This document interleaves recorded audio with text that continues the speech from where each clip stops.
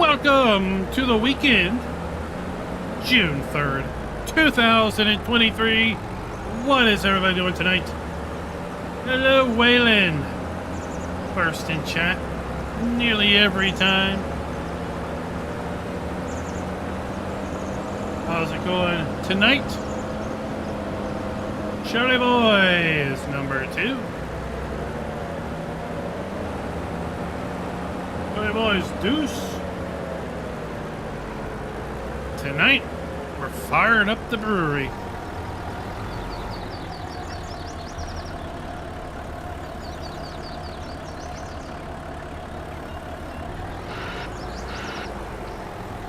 Eric, what is up?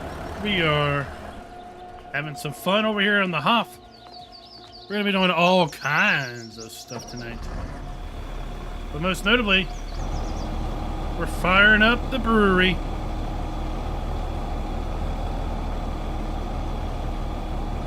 And we're going to show off a new clothing line. Bad Things Mayhem Crew. Can't see it because of the logo right now, but hey. We're going to show it off. We're going to tell you how you get your own Bad Things merch.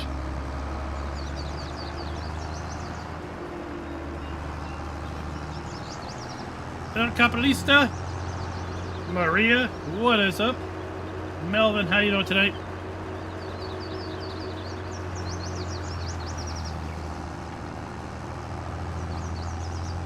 Right now we got a load of methane gas.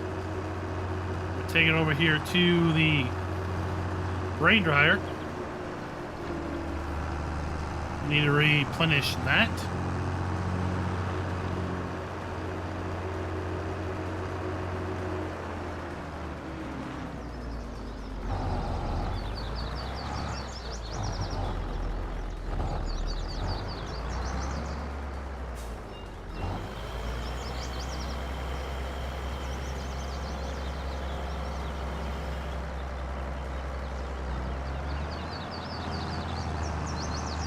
We harvested a small field of barley already. Got a couple more fields of barley to go. Because remember, we need barley to make our barley malt for our fabulous Hof Bergmann brew. Oh. Well, I'm glad you stopped by just for a brief moment to say hey then.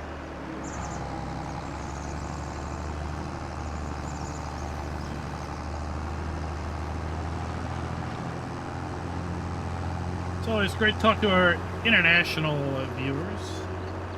Oh, I'm doing pretty good. Doing pretty good. Had a slight scare earlier today. Wife calls me and says, I need you to come out here right away because I think my car is dumping transmission fluid on the ground. Well, it turned out it was just coolant. Still not a desirable thing, but a whole lot less undesirable than transmission fluid. So we had to get the car towed to the shop. I think it's overheating. I think the thermostat is bad in it. But we won't know till Monday now.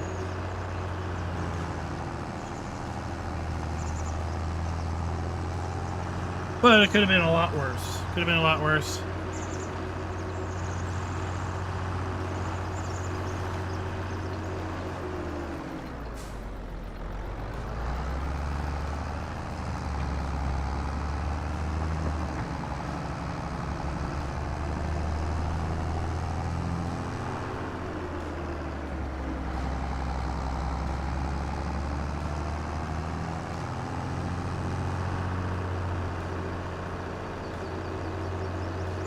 Let's take this down to the gas station and sell off 24,000 kilograms of methane gas.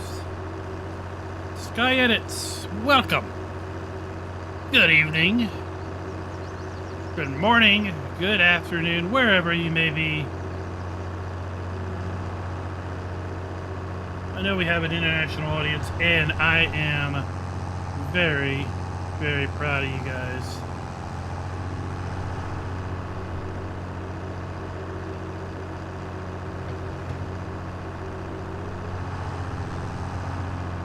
I am doing good now. Doing good. I was just talking about a little scare we had earlier today, but it's all good. We're all home.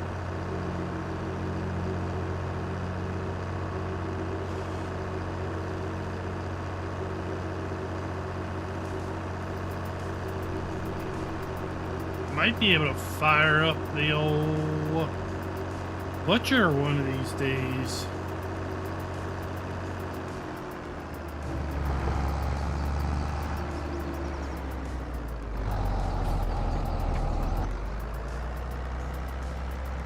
See how much money we get for all this methane. Oh, a soccer match, football match. Good luck. Good luck. Don't stay up late. Need lots of energy.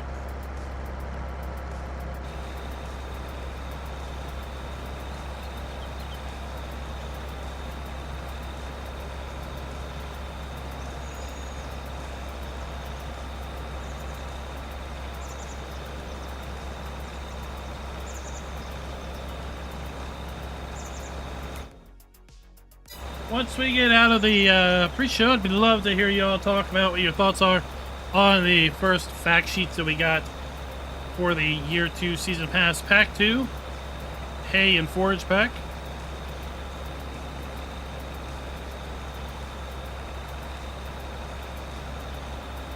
Alright, Maria. Thanks for dropping by. There's always a replay. Oh yeah, that's a nice one. $11,600.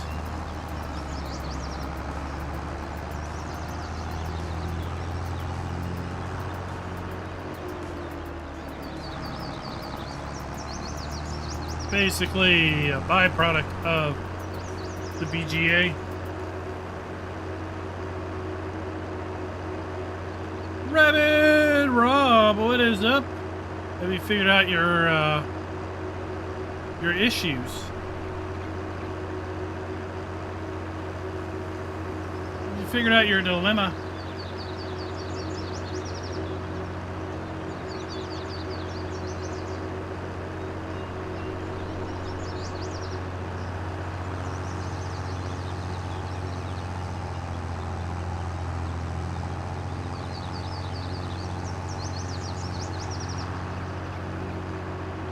You'll never find out all your... No.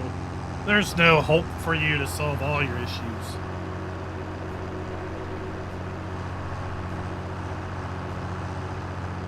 The issues that prevent you from mayhem crewing. Right? Priorities.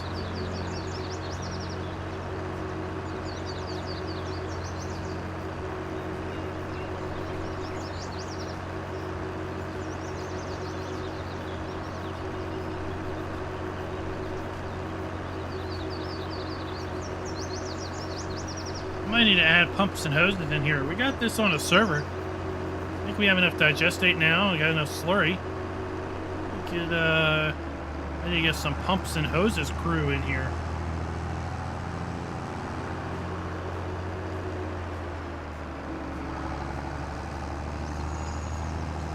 Oh, I don't know if that was an issue, us not being able to hear you. That might have been a blessing.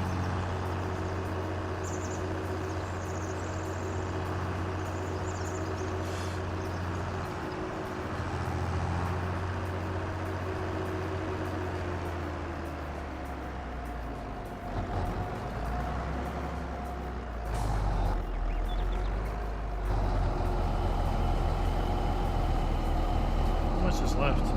Oh, that's it. Okay.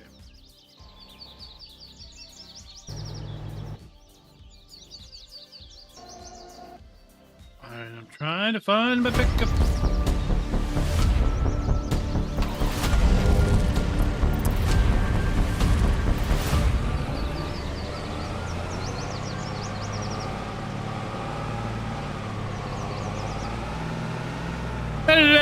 everybody, and welcome to the weekend. It is Hof Bergmann time. I did a fair bit of gameplay without streaming it for you, everyone, because I wanted to get to a monumentous point in time, and that is... it's barley time. It's time to fire up the brewery. We're going to be firing up the brewery here in a minute.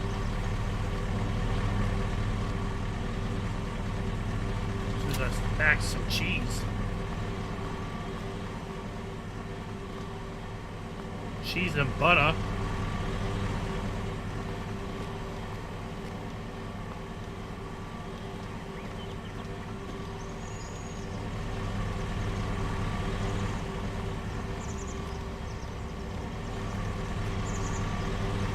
We got a lot going on, but I do want to do our production run here at the start of the stream. I would love to hear your all's thoughts on the announcement, the fact sheets, hay and forage pack, pack 2 the year 2 season pass, and maybe we'll talk a little bit about my thoughts on it. I had put in the fact sheet video that it was everything I thought it would be, and it was also everything I hoped it wasn't. And I'm not sure. Maybe some folks didn't understand what that meant. Maybe I don't understand what that means.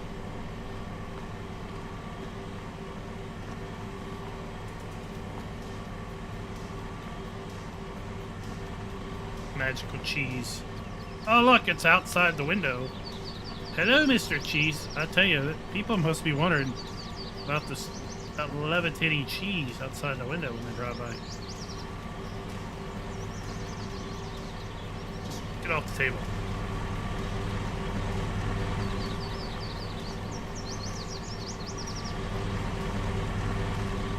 Tell me about the thoughts you have. Hey, and forage pack. New brands coming.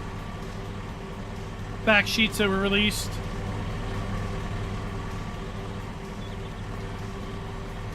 $8.99 pre-order, $9.99 full price. Part of the year 2 season pass. What were you thinking phase 2 would be? And now that it has been announced, well, is it what you thought it was going to be?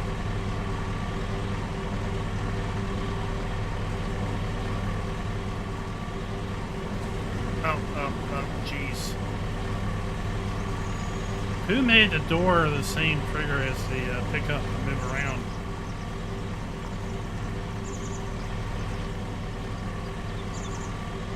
Alright.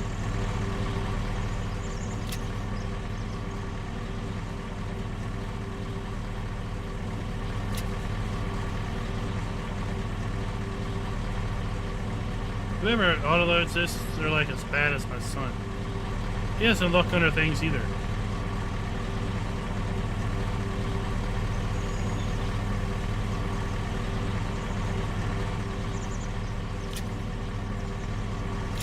There we go. Oh, Richard wants to see the cats. Alright, that's fine. We gotta go by the little garden anyway.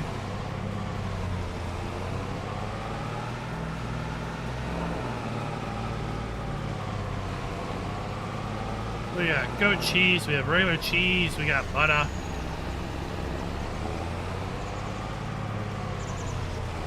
Diablo del Toro! It's not the trailer, son, it is the Universal Autoload mod. Because the trailer I'm using is just a base game trailer. Oh! Hey, look at this. Everybody, we have Bad Things. Bad Things Mayhem Crew shirt. We got a Bad Things Mayhem Crew hat. Thanks to Schultz Modding for working up some merch. We're gonna have more merch added. There's the cats. We're gonna have more merch added as time goes on. I was hoping by the time this stream came up that we would have the best merch of all. That is barley juice. Since we're going to be doing barley tonight. Butter. Country crock. Can't believe it's not butter.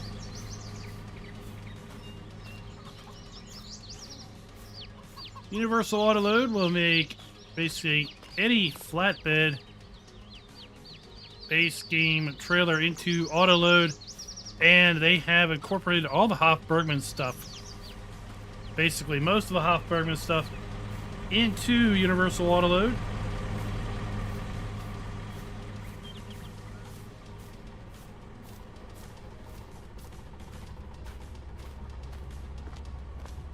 I'm not trying to sound like nothing.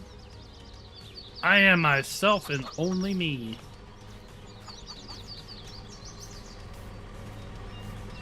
You're fooling yourself if you think you're the only ones that say butter.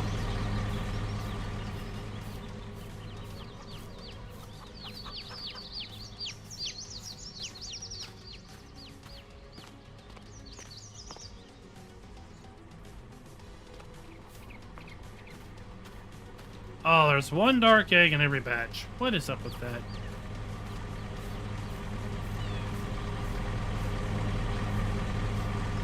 Way to go, kitty cat. Alright.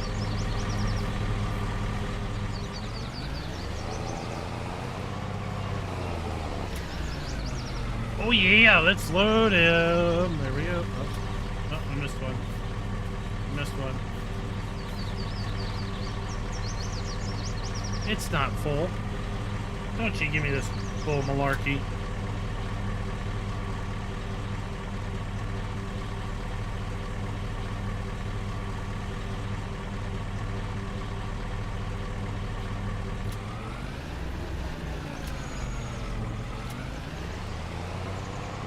Get out of my way, bike.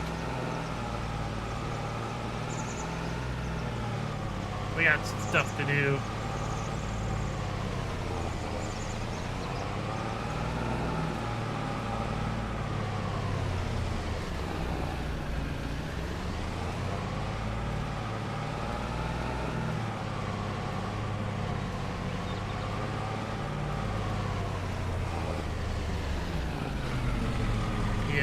Us Marylanders, we say things interesting too.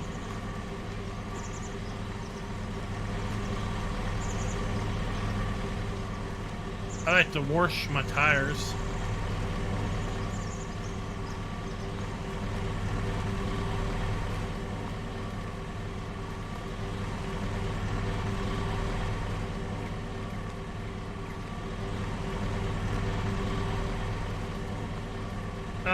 That trailer is all platforms because that trailer is a base game trailer. It's the autoload function that is not all platforms.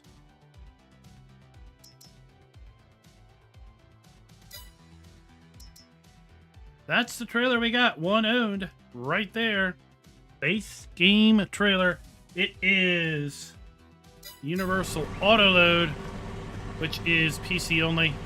That brings the most fabulous autoload to all base game flatbeds.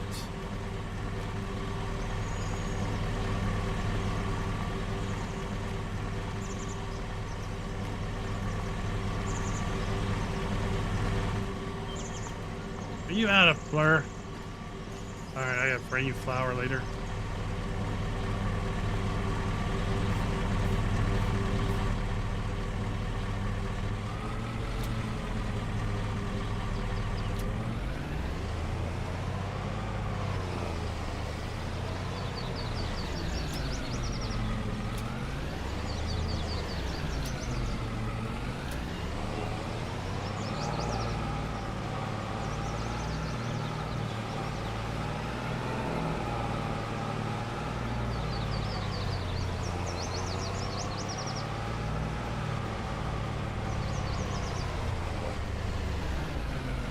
Oh, it's because he is clueless.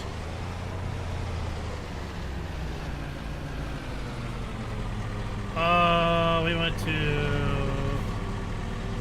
shift unload you, and then shift you.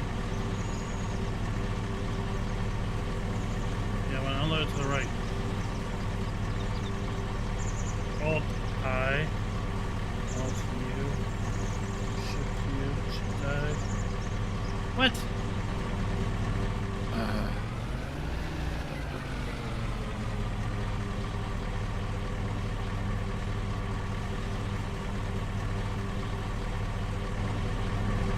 Hold on.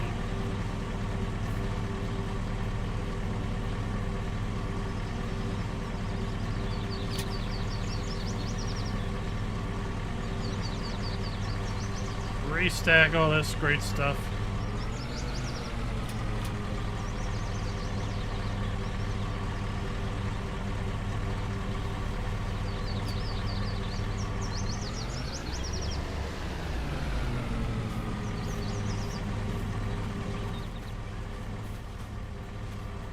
Got some strawberries here.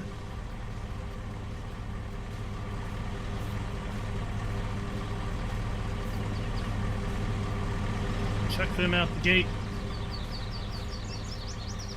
No new mods today because today is Saturday.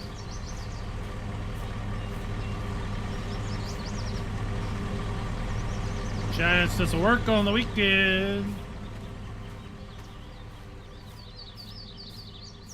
At least no new mods in the Giants mod hub. There's probably new mods somewhere. If you are PC.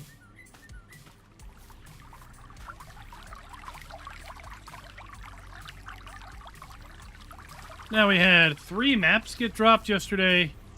Wowzers, we were busy last night making up some map videos. We need to no longer make cauliflower. That just cauliflower comes out like the Dickens. All right, let's stop in our cauliflower. We're gonna make strawberries. Oh, nope. Turn off the cauliflower. Turn it off. Because basically it's way too hard to keep up with.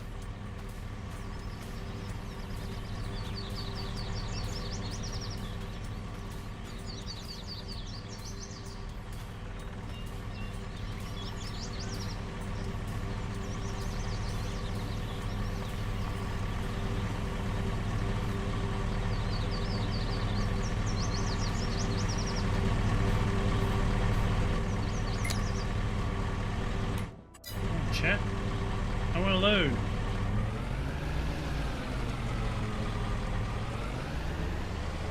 I also want to back up traffic.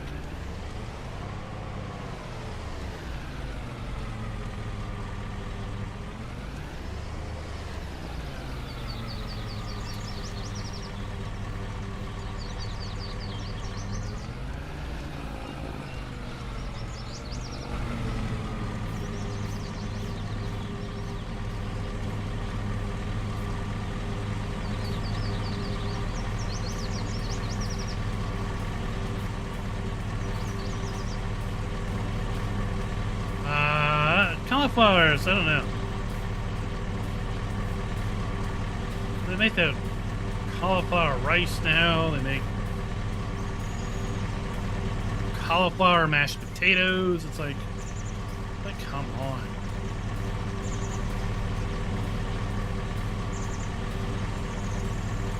Why do they make all this cauliflower stuff?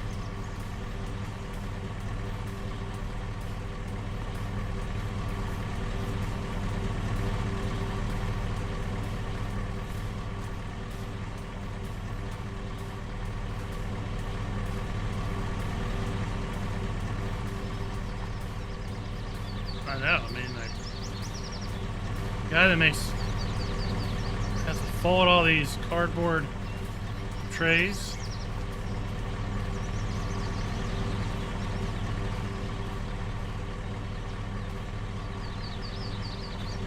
It's a bit much. Cauliflower mac and cheese. They can make noodles out of cauliflower. What? Whatever happened to good old days when noodles were made out of stuff you make noodles out of?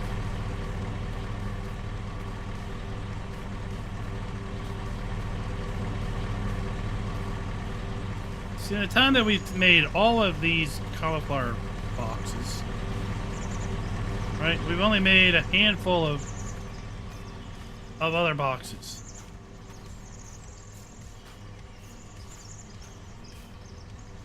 I like how these strawberries are in metal, or not metal, but wooden crates.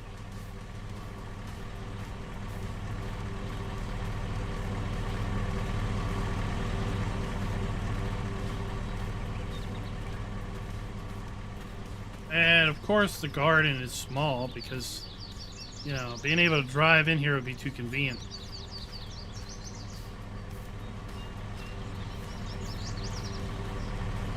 Oh, don't give Farmer Andy any ideas of having to transport the empty cardboard crates, cardboard totes, whatever you want to call them. That's just wrong.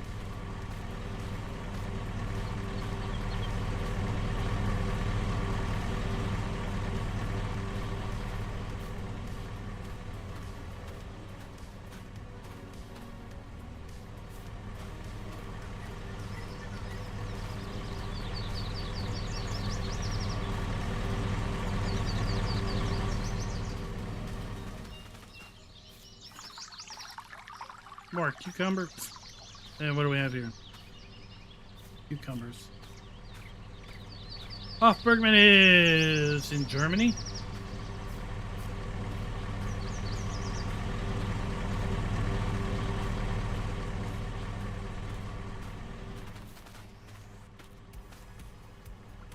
I wish I could grab two at once. That would be nice.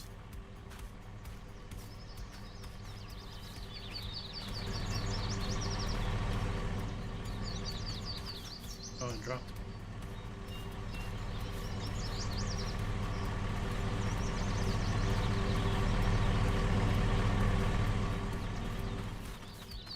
All right, now let's sell this off, and then we'll get back to our barley harvest, because we have to make barley malt, and then once we have barley malt, we can start the brewery process.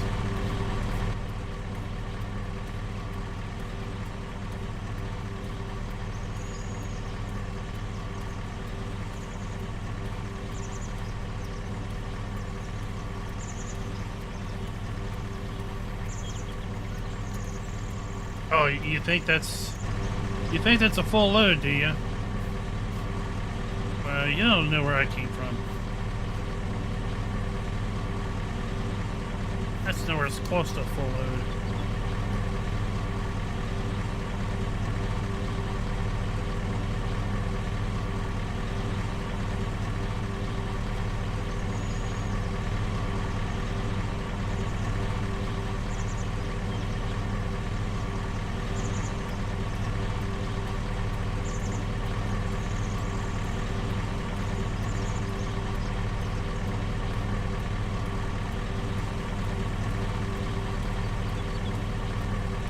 We ate this butter. We gotta get the butter before it goes bad.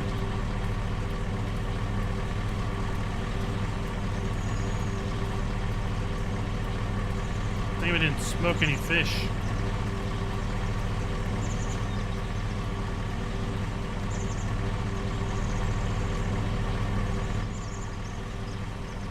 Oh my lord, I don't want to do that.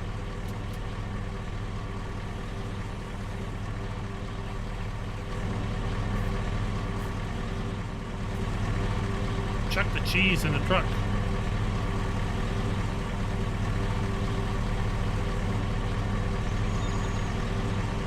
Can you bruise cheese? Because that's what we're trying to do.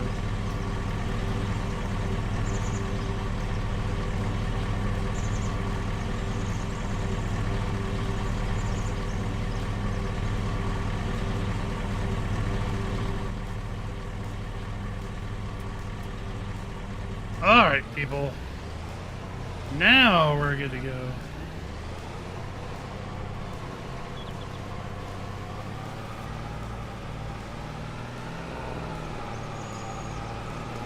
So that we got 1,100 kilograms of cheese, 2,000 liters of bread, 300 liters of eggs, 288 kilograms of cauliflower, 216 units of lettuce.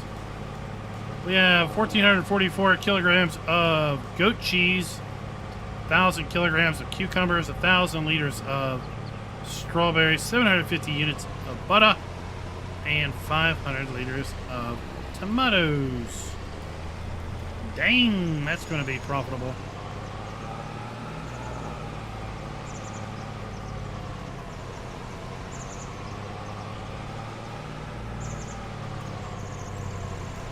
Yes, if you are using any autoload on PC that isn't the Universal Autoload mod, then what are you waiting for?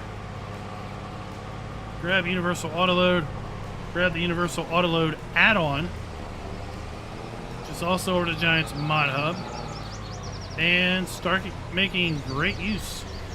Huh, they're not open yet. When are they open? No, come back at 9, okay. Alright, we'll come back at 9.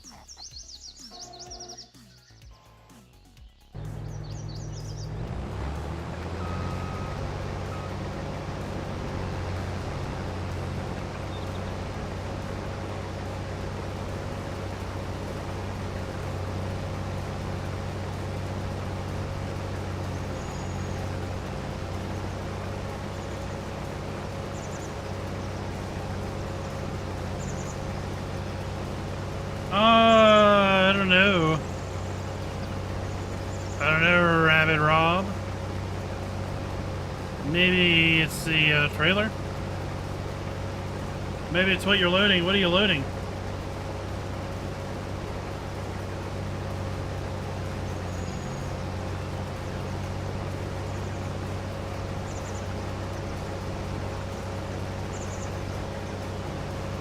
Oh, is the bot off the clock? No, it shouldn't be.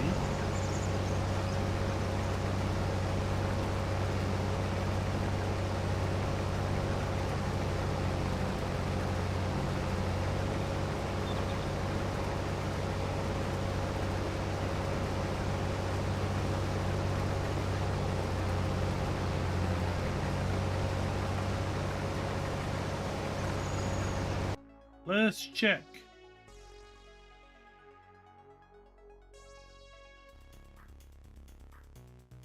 Let's check the bot.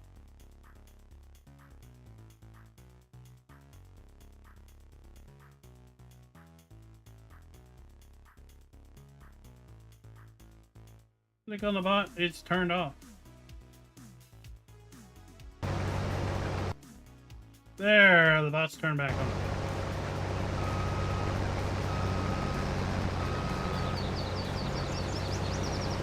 I think it's because I refused to pay for the bot. Every so often they turn it off.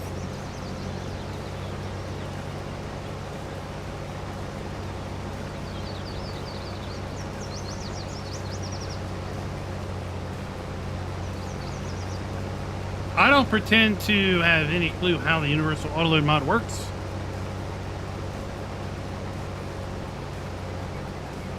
But I do know that you basically define the loading area, and that includes the Z height. So depending on the trailer, it may be that the Z height is not entered properly.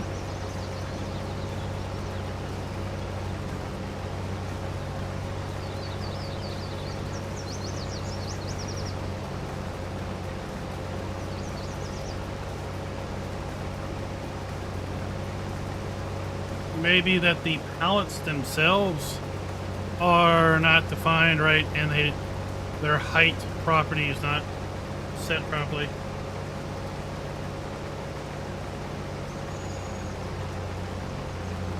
I tell you what, Genetic J, I very rarely use UAL for bales. I probably have used it one time, legitimately for bales.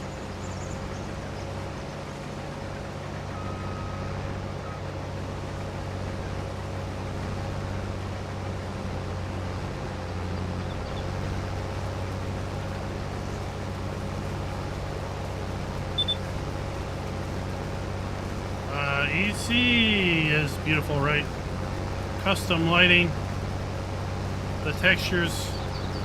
I mean, it loads a lot of textures. So, like right here, this map, I've got 6 gigs of memory used. 6 gigs of graphic memory used up on this map alone, right? I think sometimes I think some folks who suffer performance issues are suffering performance issues from filling up their graphic memory, right? I think EC would use a lot of graphic memory. You know, cards that have 8 gigs, you're probably fine. But if you have a card that's got 4 or 6, right, you're going to be buffering those textures out. You might be notice stuttering, you know, some more.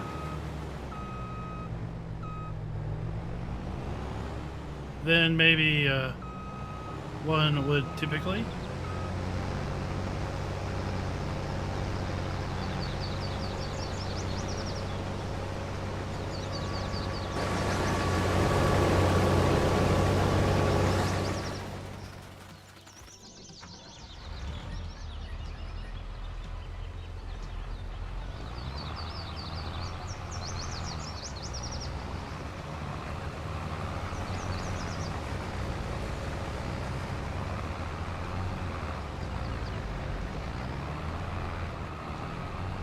Alright, let's get this thing loaded.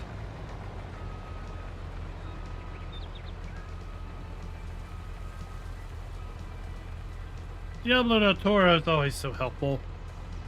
And you know what else is helpful?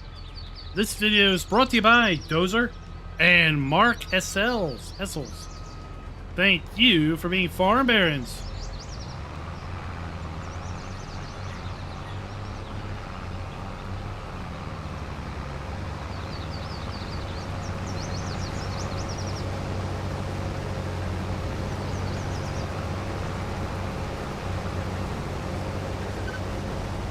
Let's fill this trailer.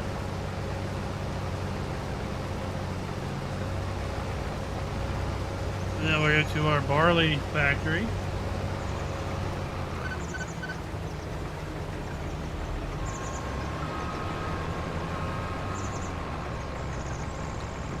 Stack Steady, yes. The channel has 4 levels of membership from Farm Hand all the way up to Farm King. Depending on the level of membership, there are some perks, some bonuses. Farm Hand is 99 cents a month as a paid member of the channel. Farm King is... I don't remember what Farm King is at. Farm Baron, one of the perks is a shout out during a video, as well as having your name listed at the end of credits, the end of most videos.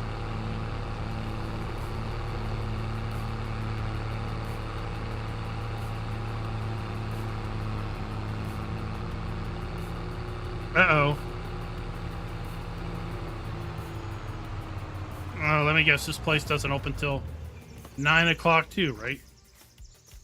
Oh, great. Yeah, you don't open till 9 as well. Okay, so we're just going to hang out. We're going to hang out until 9 o'clock.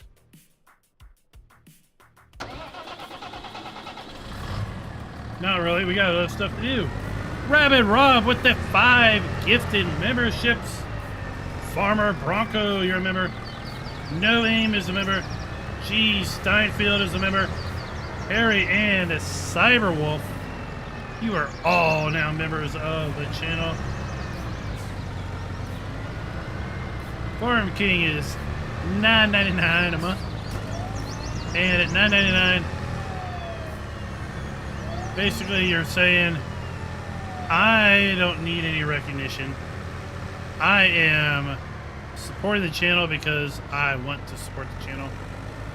And therefore I don't need any recognition. That's basically what that means. Now, before we go and do something rash, let's make sure. What's this? Is 125 centimeters. Let's check the bale storage up here. I think it's set for 125 as well. Yeah, it is. Okay. Okay.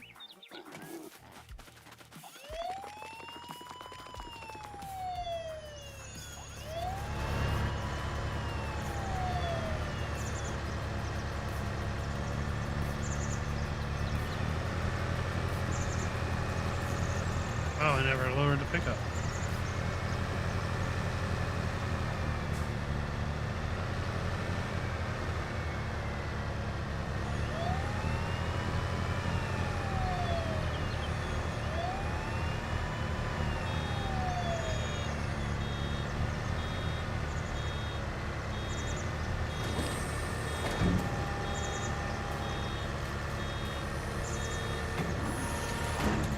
So I think Farm Baron is like $4.99.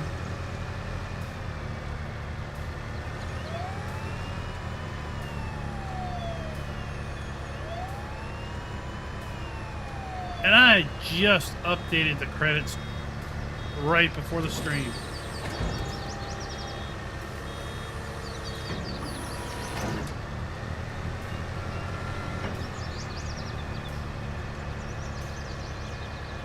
Well, it's because they spend their late nights down at the pub, right? When the dancers come out and the music turns up.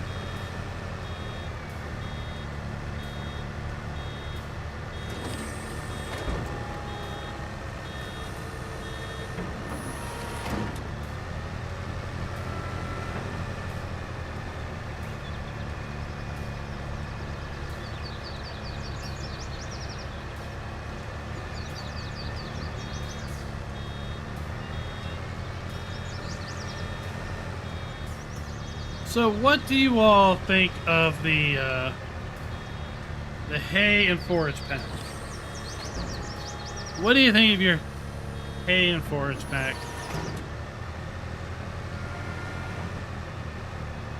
Did you check out the fact sheets? What do you think of the fact sheets?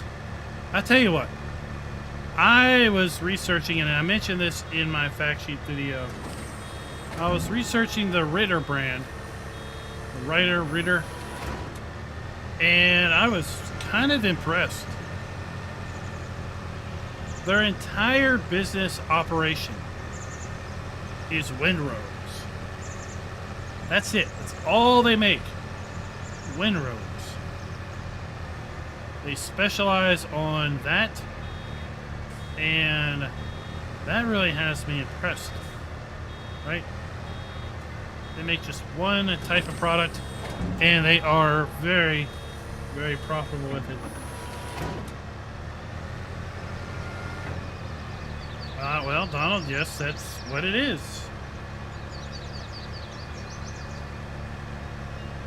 It's 100% not mining or digging of any nature, right?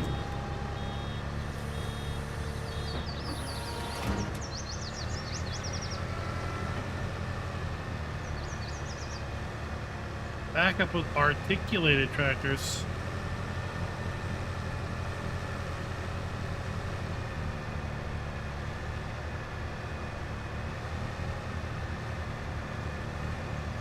I would guess it would be very similar to backing up with a non-articulated tractors, except the back end moves around a bit. So my guess is, if you're trying to back or on a turn, it would be maybe a bit more extenuated. Kind of like having things with steerable axles.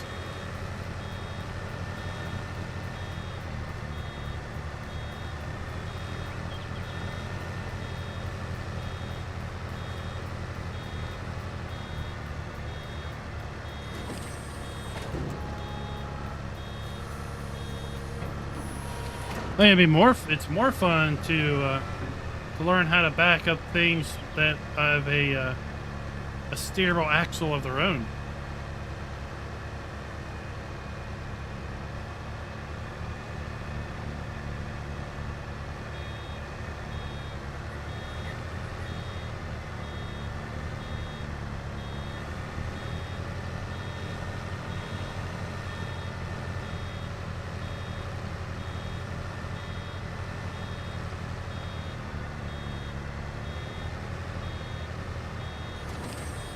Now, I had said in the video, the fact sheet video, that the pack was everything I thought it would be and everything I hoped it wasn't.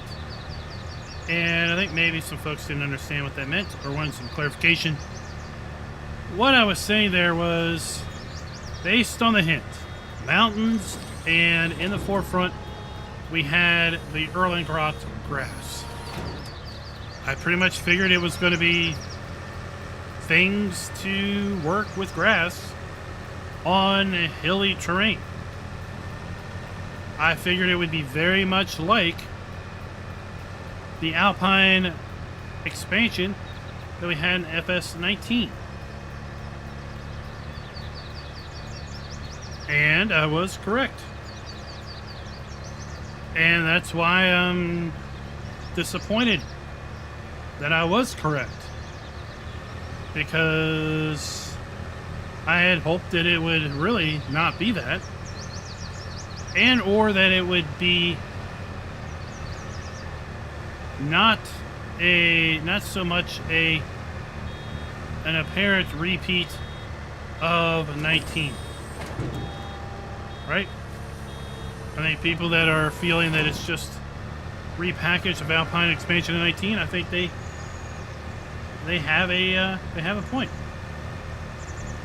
It's not a total repackage. There are some new things, new brands, potentially a new gameplay that we don't know about.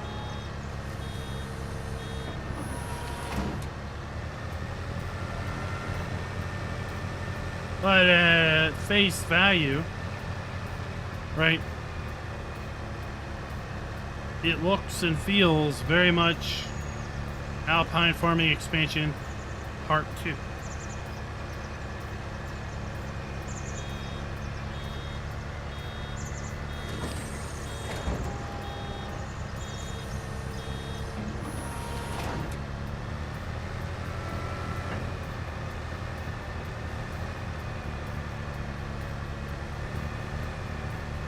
But I do have some interest with the Ritter windrowers. Got a bit of interest with the truck thing. I forget the brand.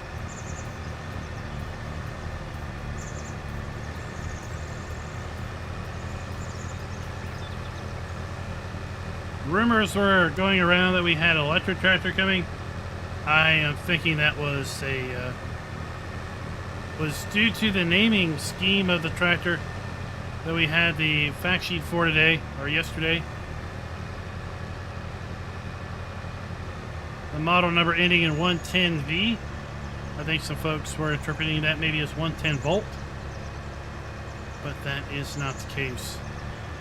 It appears to very much have a diesel engine. In fact, when looking up all of the vehicles in the expansion, it looks like they all are of diesel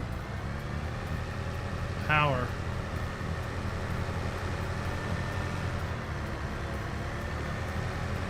Alright, by the time we get over to the other field, it should be 9 o'clock.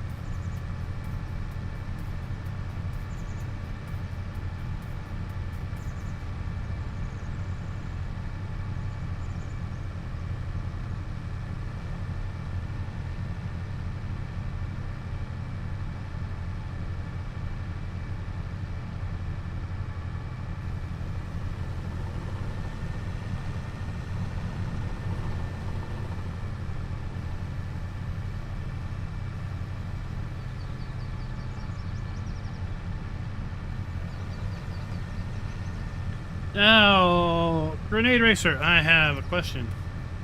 When you say articulated, I wanna see if you're maybe we're mixing up terms here.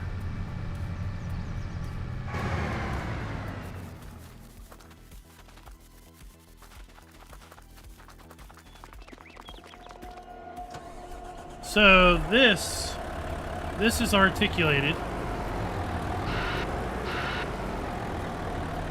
where it turns in the middle.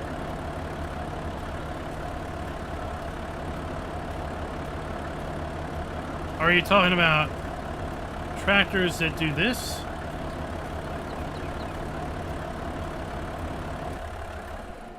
Or are you talking about... Do I have any? I'm pretty sure I probably have one.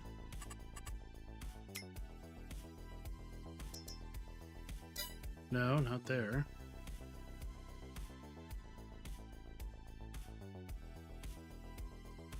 Well, I'll just buy one. Or are we talking about...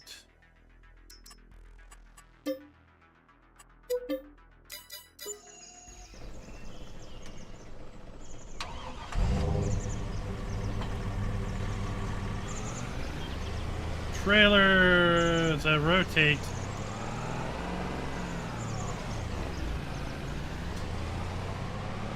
the front steering axle?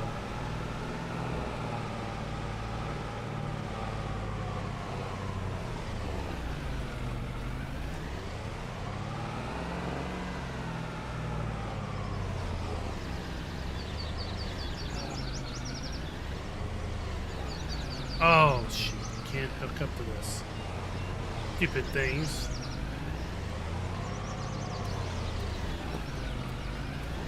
Well, if I could. So, yeah.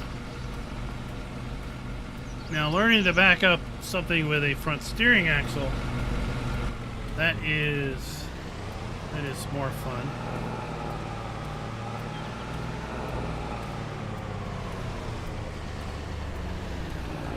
Are y'all waiting in line?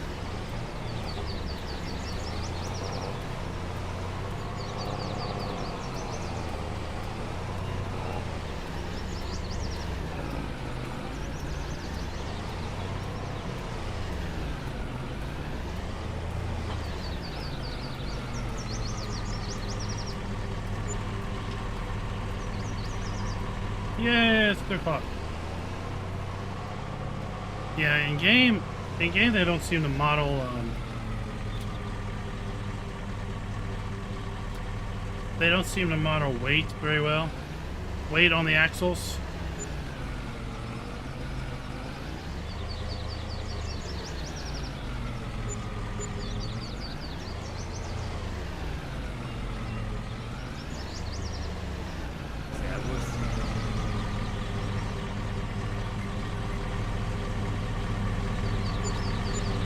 As such, the steering axle rotates too quickly, oftentimes.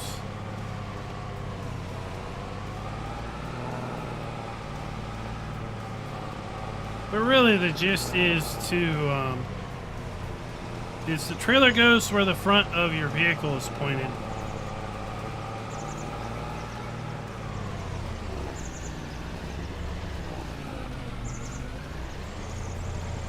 So, yeah, backing up a, quote, normal trailer, right, the trailer goes in the opposite direction, your front is pointed, but with an articulated trailer, or a trailer with a front steering axle, the rear of the trailer will go where the front of your vehicle is pointed.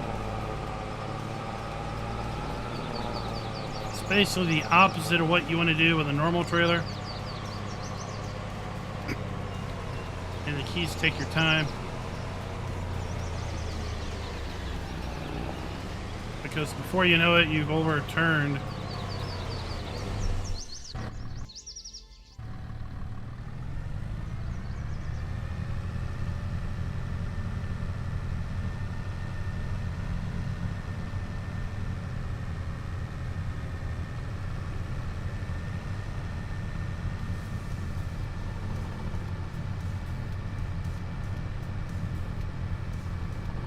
Yeah, I grew up having to back up hay trailers.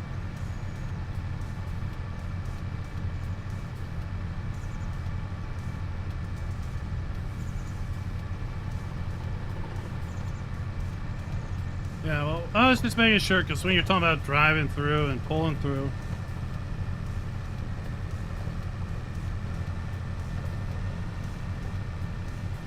Well, good morning, good afternoon, and good evening. Good morrow. Hope your Saturday's going well.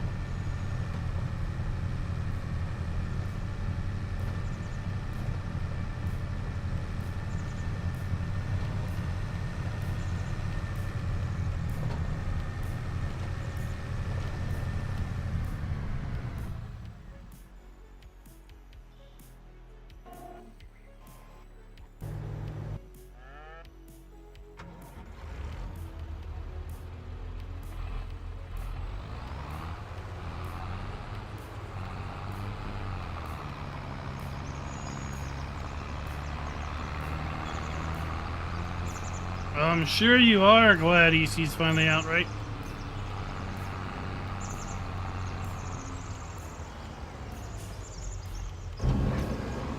Still need to do a little work and figure out the issue with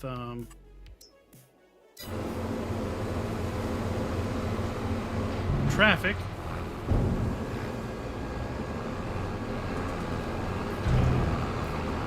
But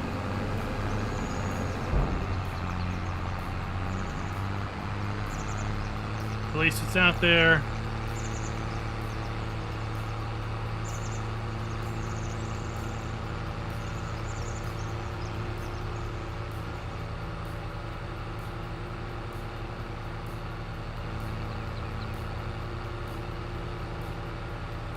Now, one surefire trick for stable trailers is to connect them to the front of your tractor, because the front of your tractor will be able to overcorrect, will be able to correct, I should say, a steerable trailer's turning when it's gone beyond the point that you can that you want it to go.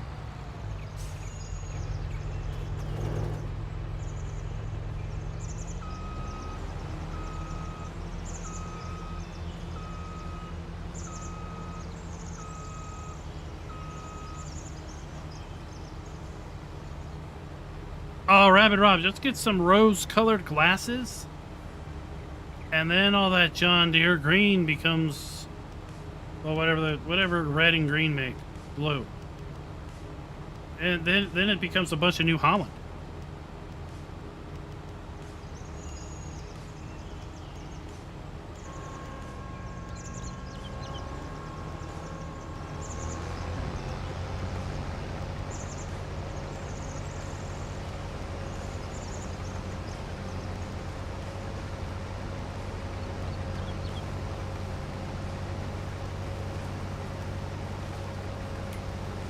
Red and blue make brown? I thought it meant red and blue makes green. I don't know.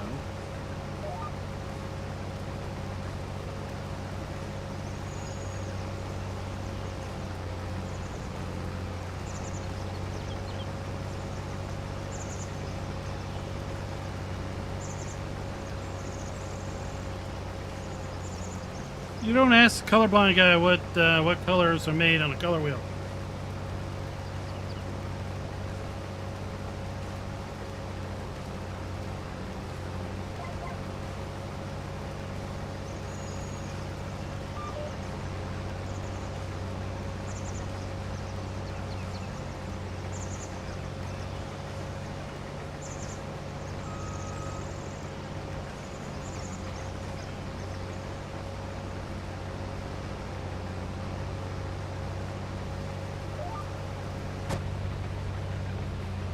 There we go. So we are what?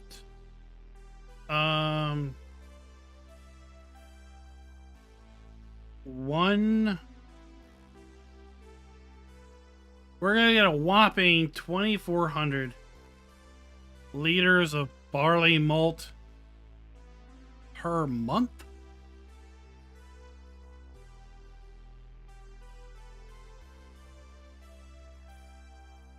Okay, I mean that's slow.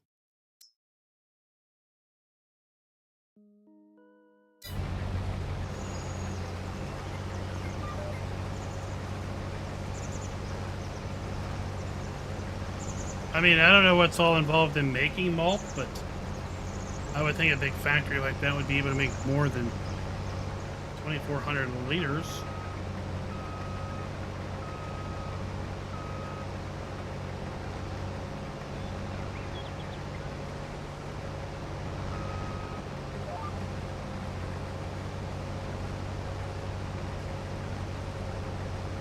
Cookie, what's up?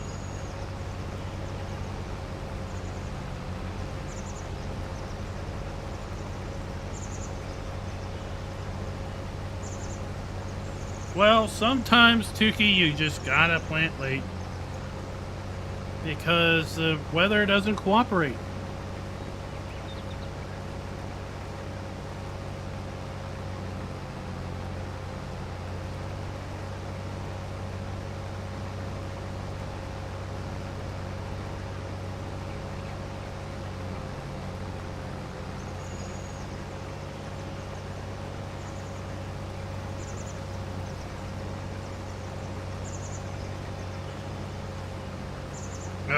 Well, thinking my iced tea's almost gone.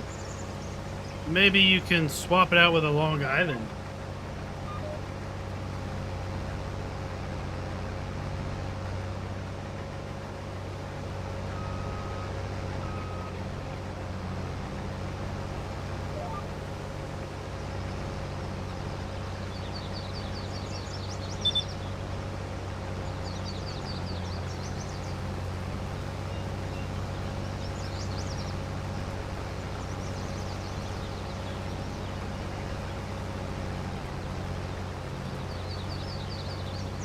Red, white, berry?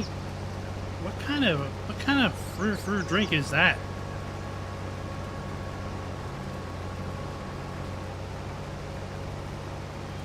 Is that something they had left over from last year's July 4th?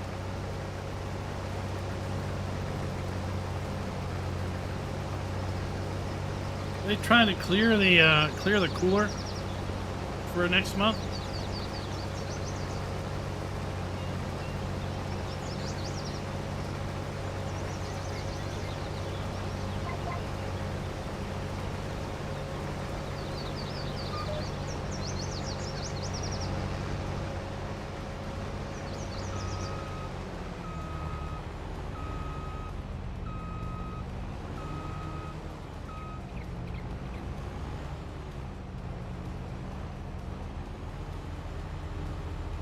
I thought we would fire up the brewery today, but man, if I'm not going to get any barley malt.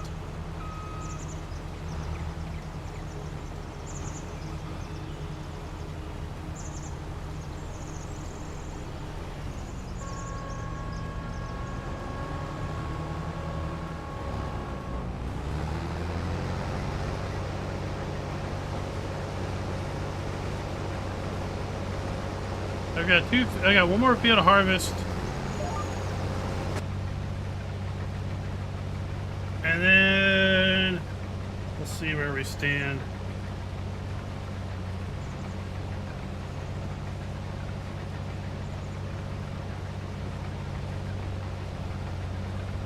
It was pretty warm today. I think it was 88 yesterday. It was in the 80s today for a little bit.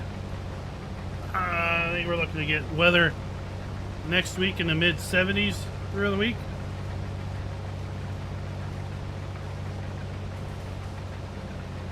There's the race tomorrow. Not in the ACC thing because we haven't ironed out the schedule. And I'm starting to wonder if people don't really care because no one's really replying other than like 2 or 3 to any question we actually pose in there.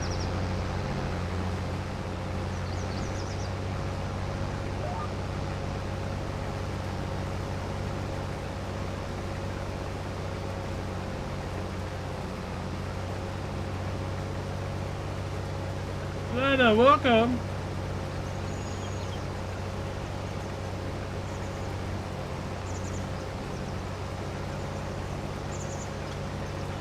I'd like to get the schedule ironed out. Try to add a couple tracks. But I want to go and add tracks that people don't have the DLC for.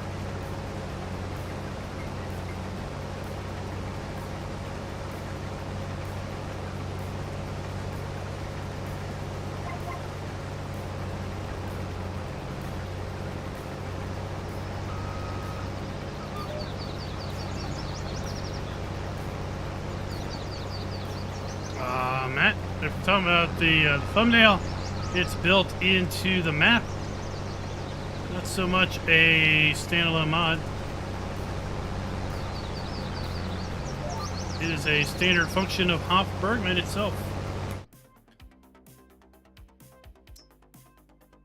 We have to make a brewing malt, and once we make a brewing malt, then we will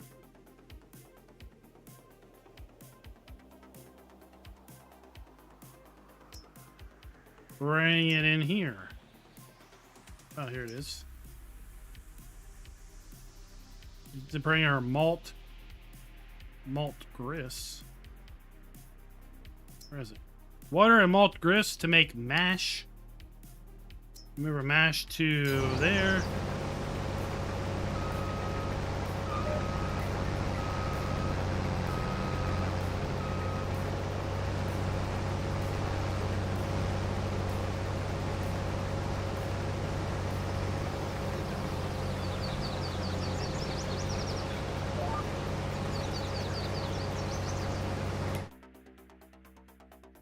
And then we bring our wort. And add hops. And then we cast off wort that we add yeast to get green beer. Then we mature our beer.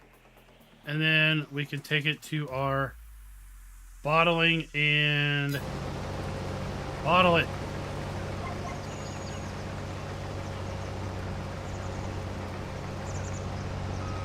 Big Dazza, thank you, yes. Hit that like button.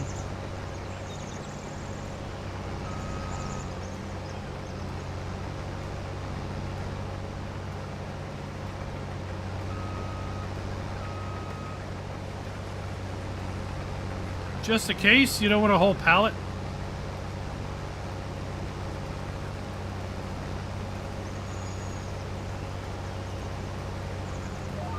I thought you'd take the whole pallet.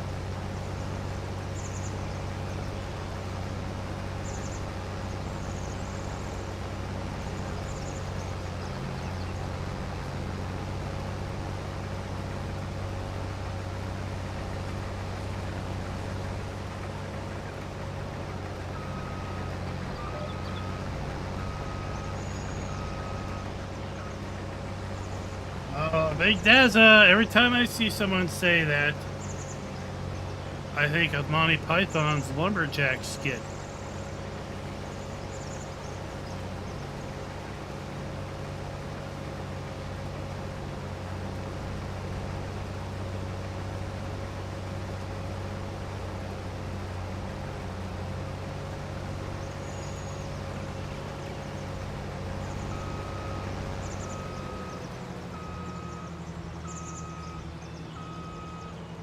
Done.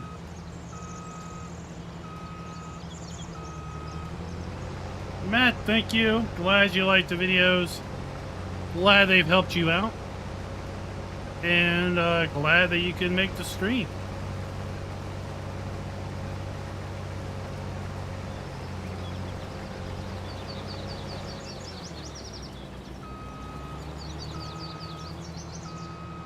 I know I'm no lumberjack. I avoid cutting trees. Growing up, man, I stacked enough firewood for my lifetime. I hauled enough firewood for my lifetime. I cut enough firewood for my lifetime. And then I get into this game and it have forestry. It's like, oh, More trees. Why do we have to keep cutting down trees?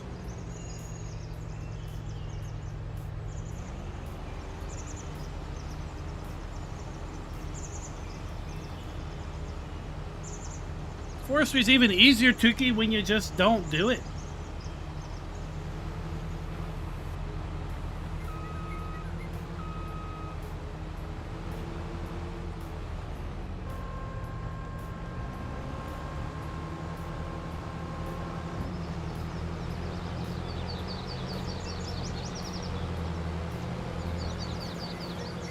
Quick, let's get over here before the traffic shows up.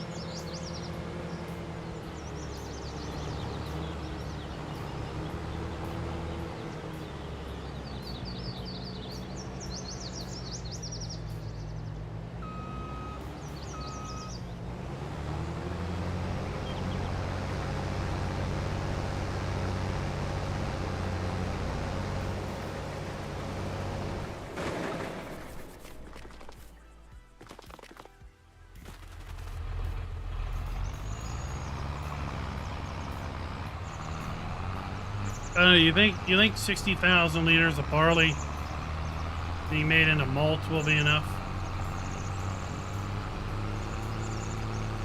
All right, floor it. We can make the hill, Margaret. Oh, we did it. We did it. Now, yeah, let's say the Platinum expansion really expanded the forestry gameplay a lot. It was okay to mess around with that stuff for a while. Yeah, the yarders are cool. And some of the other stuff.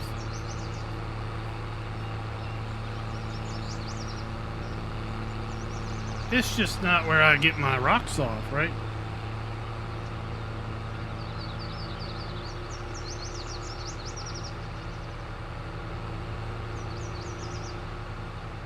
Well, that's one of the most powerful things of Farm Sim is there's an unlimited number of ways to enjoy the game. You can't say that about lots of games. Lots of games, there's only one way to enjoy the game. That's to progress through the game the way the developers want you to.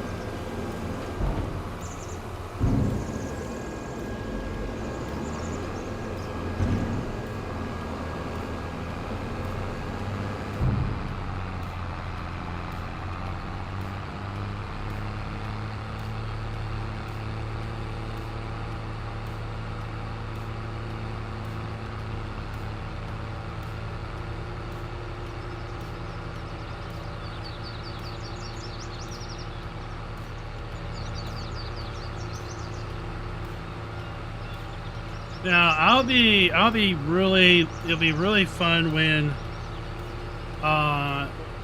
the next Farm Sim releases. Assuming they have yarders in the game in the next iteration in the base game, because then modders will be able to create their own yarder. Right, lots of the fun gameplay elements right now are locked behind TRM.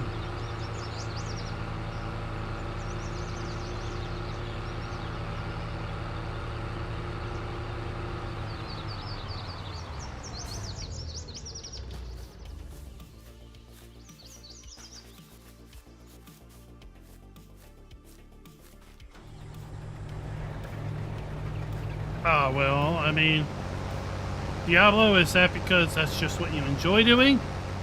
Or it's just that you end up wanting to expand, you just never get around to doing it, right?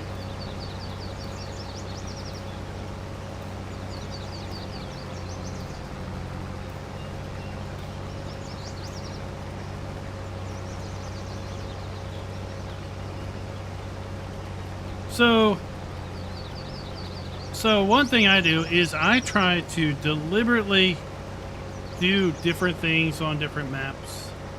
And I try to deliberately use different machinery on different maps.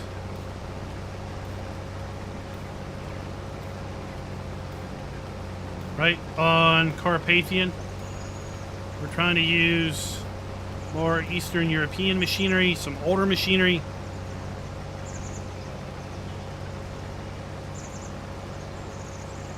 On this map, we've got so much unique gameplay aspects.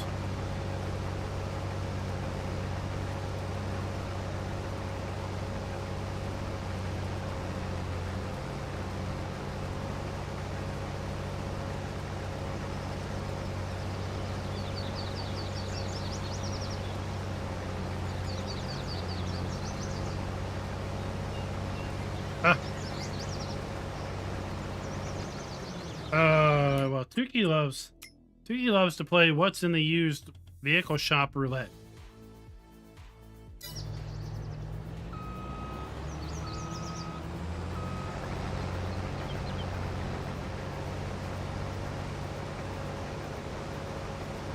Now, speaking of small maps, I had really high hopes for that French map that dropped yesterday, but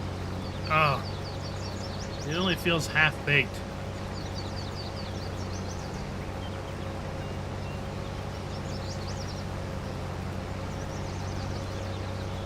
Screenshots made it look a lot better, in my opinion, than what it looks in game.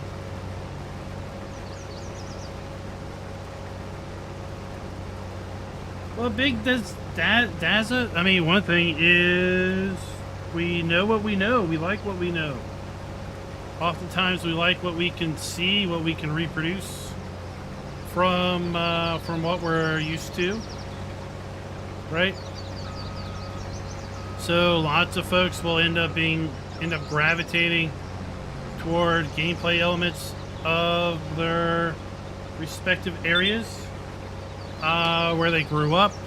You know, if they grew up out in the country, if they grew up farming, a lot of folks will kind of go back to their roots. If you've never been around a farm, but you have seen farming on your adventures, your driving around, then oftentimes you'll gravitate to what you see happen. Vehicles you've seen, implements you've seen. Gives you that sense of familiarity. Valley of the Old Farm is nice, right? It's got that French feel, European feel.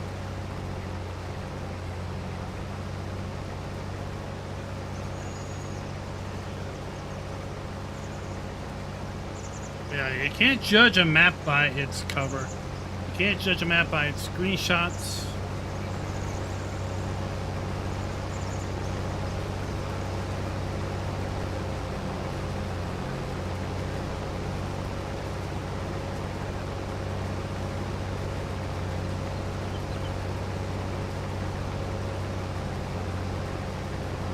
You might have, a map in early development. The mapper might put up some screenshots, and you look at it, you're like, the map is almost done. Look at how wonderful the details are in that shot, right? But the reality is, it might be a screenshot of part of a farm, and it's been framed in such a way that you don't see that the rest of the map is completely barren. And the only thing that has any details is exactly what's in the shot.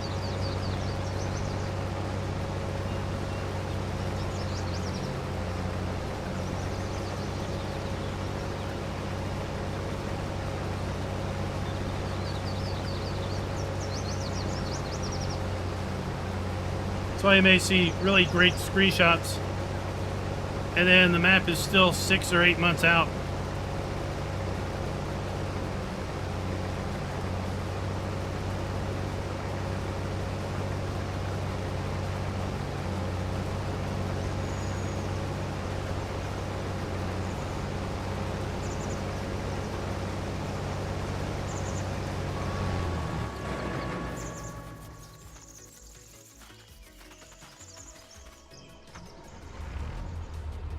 A lot of the Valley of the Old Farm is what, isn't it?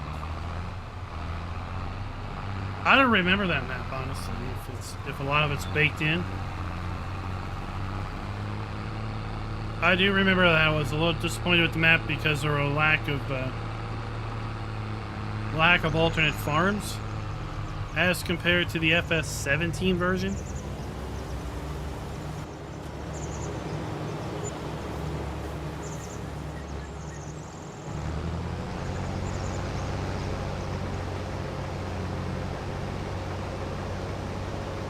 Oh yeah, by all means, right?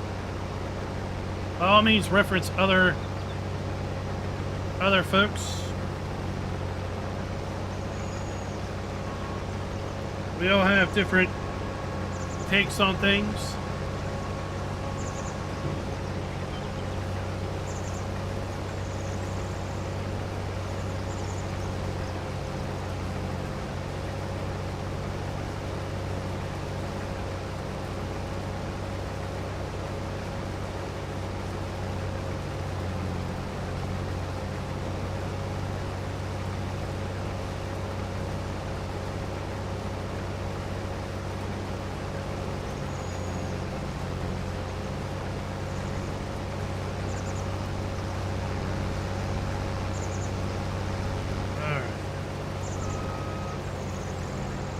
Maybe we can speed the clock up a little bit.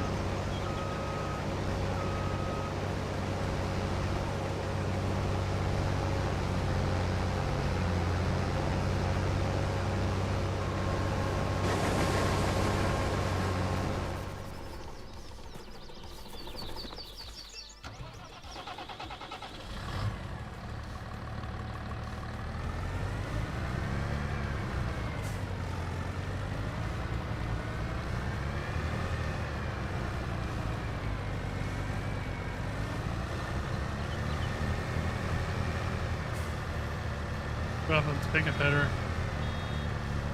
There we go. There we go.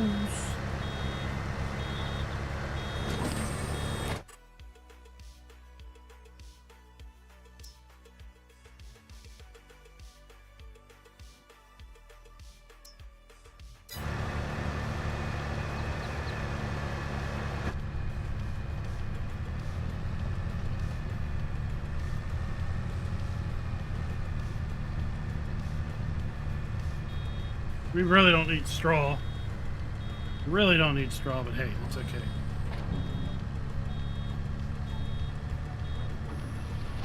Now, there was a comment the last couple of days ago, and if it's anybody in chat, I super apologize.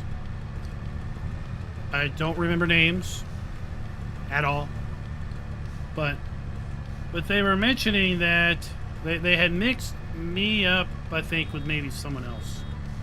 Because they were talking about my ratings,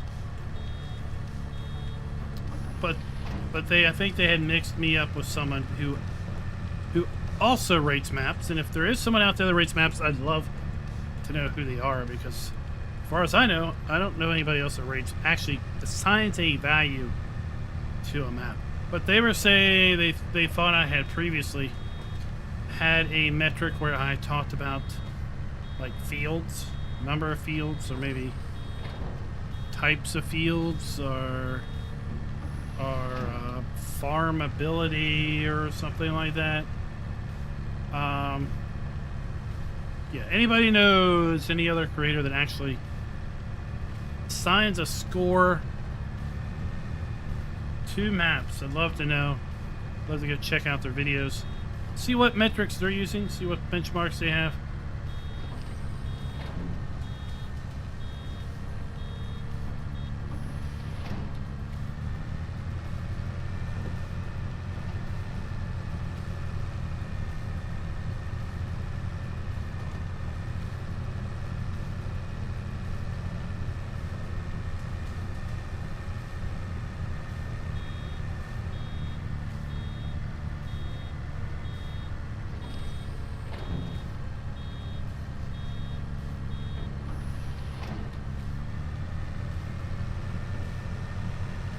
I don't know, Will. I don't know. I mean, what? How would you? You would score the starting equipment? Like, was it good or was it bad?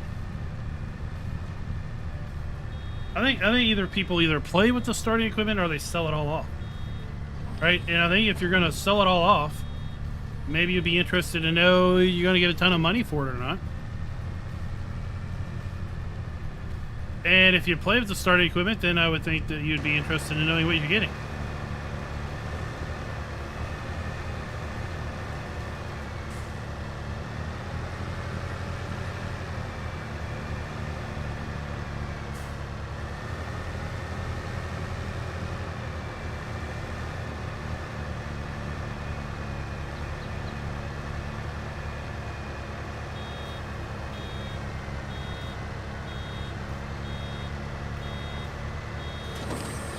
Now, like, you know, like, let's see, what was it? The last map I did. The last map I did, you know, you didn't own any land in any play mode. And your starting equipment was the same in all play modes. And the cost of the land was pretty expensive.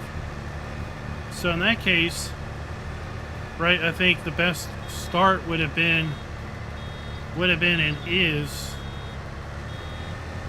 farm manager, because you start with a bank account that can actually buy land.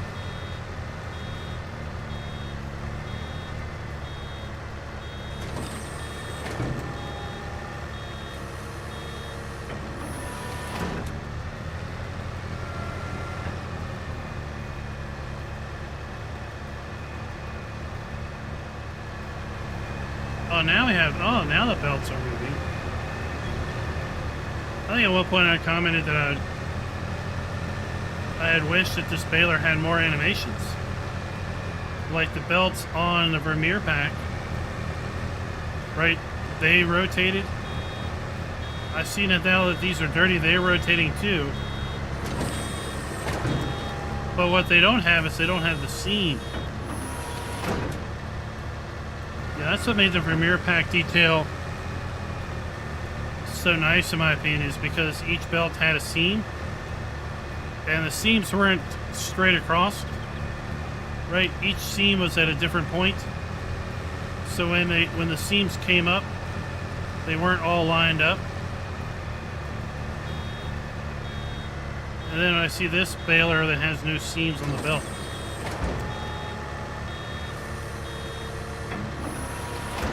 And each belt seems to have the same dirt mask. Seems a little lazy. And a lot of times the dirt mask is lined right across. So it's like, really? We have the same dirt mask and it's at the same points.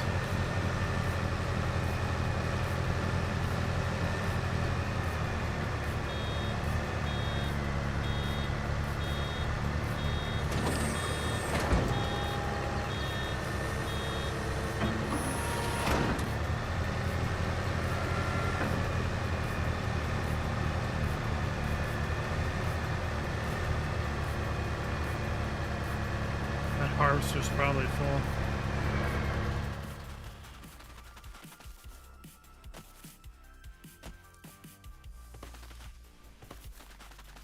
No, you went home, didn't you? Yeah, of course you went home. Because for some reason you want to put your pipe out. You want to show the whole world your pipe.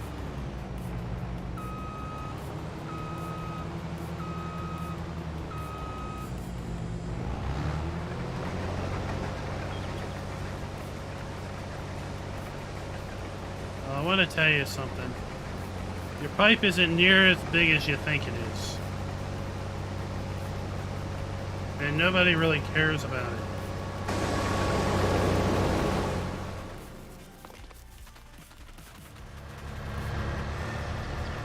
If you weren't here at the start of the stream, where we're showing off some of our FK merch in game now, thanks to the wardrobe mod and Schultz modding. We have Bad Things Mayhem Crew. We've got shirts, we've got hats, you're interested in some of this for yourself, we've got the merch store.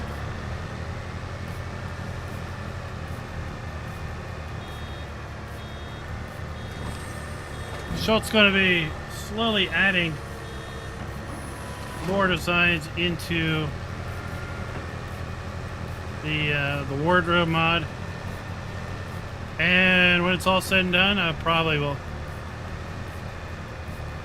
put it out on the Discord for anybody crazy enough to want to wear my merch in game. If you are interested in showing your support for LSFM, the authors of this map, they have their own wardrobe over at lsfarming.com. They've got some LSFM wardrobes, clothing that you can put on your farmer. I saw that earlier today.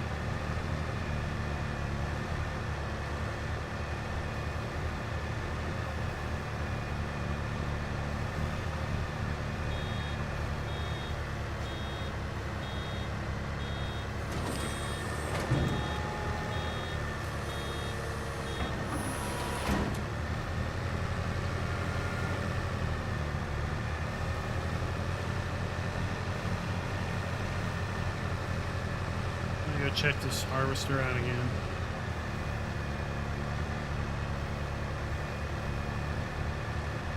Oh, there he is, turning around, making a mess.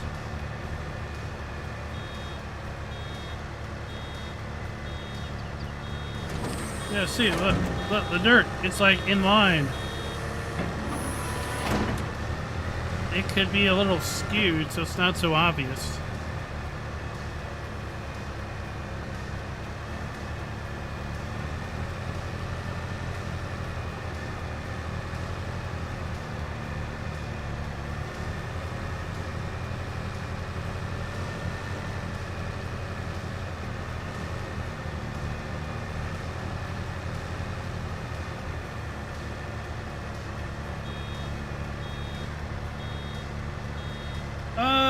Grenade Racer, I posed an idea I had to Giants, and we'll see if anything ever comes of it.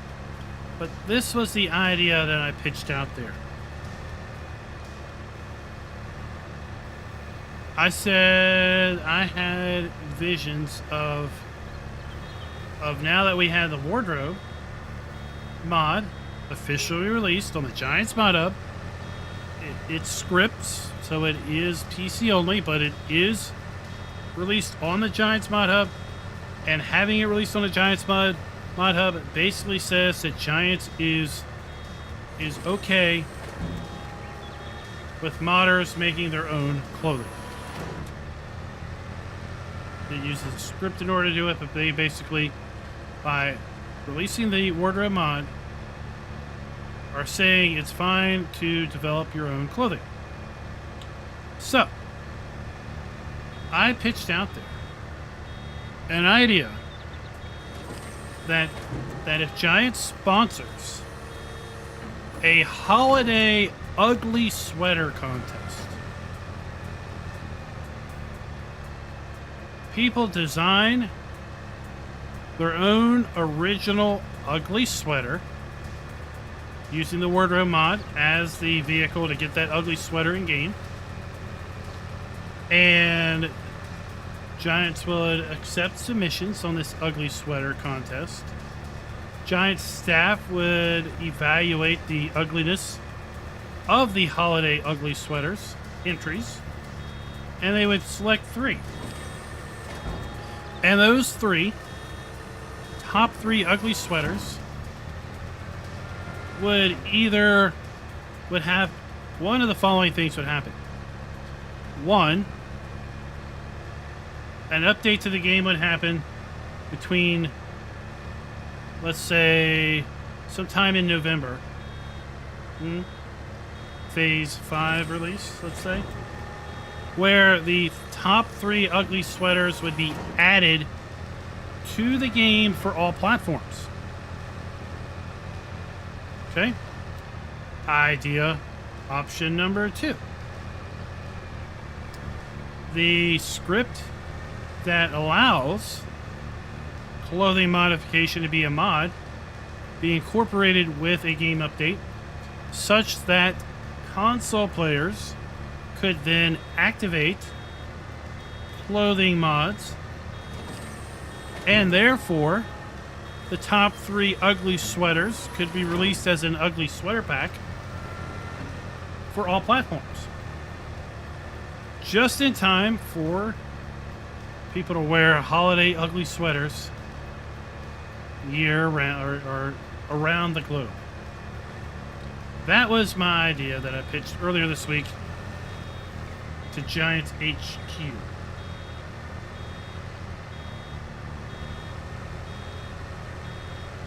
If anything comes out of it, who knows? But I think it would be a cool idea.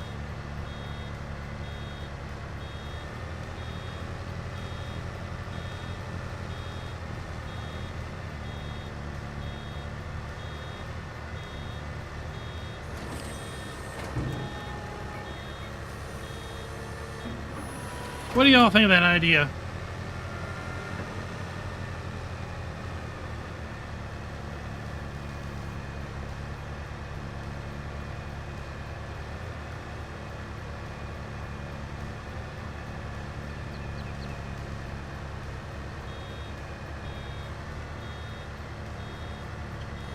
Alright, he is.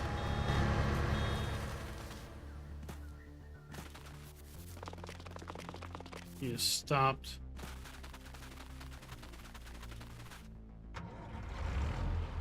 Let's go, let's go, let's go.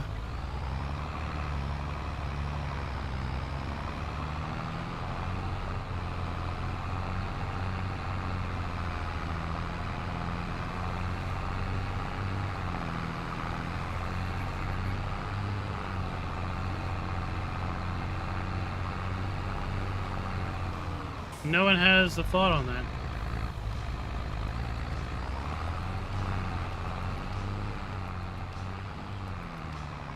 Hello, McFly. Can you hear me?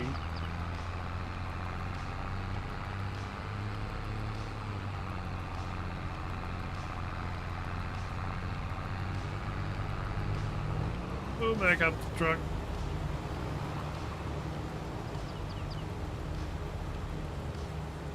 Yeah, we need to make this into malt. Oh, you know what I could do? I could change this to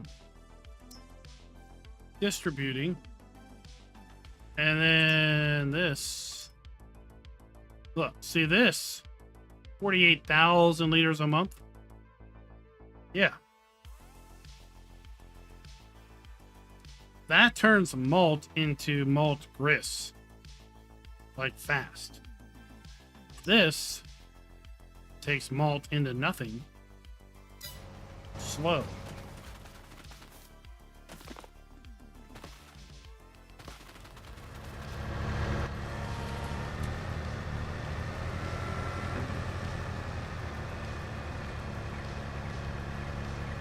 Oh, Richard, they already have. They have already, because... Oh, the Warder Plus. I mean, the Warder Plus mod is officially sanctioned on the Giants Mod Hub.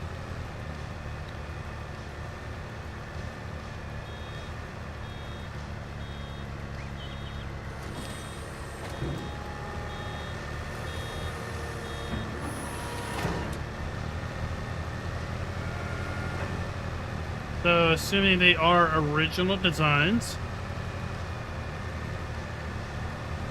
right? It's not like we're going to probably authorize Nike Swish clothing or Under Armour clothing or anything like that. But original designs.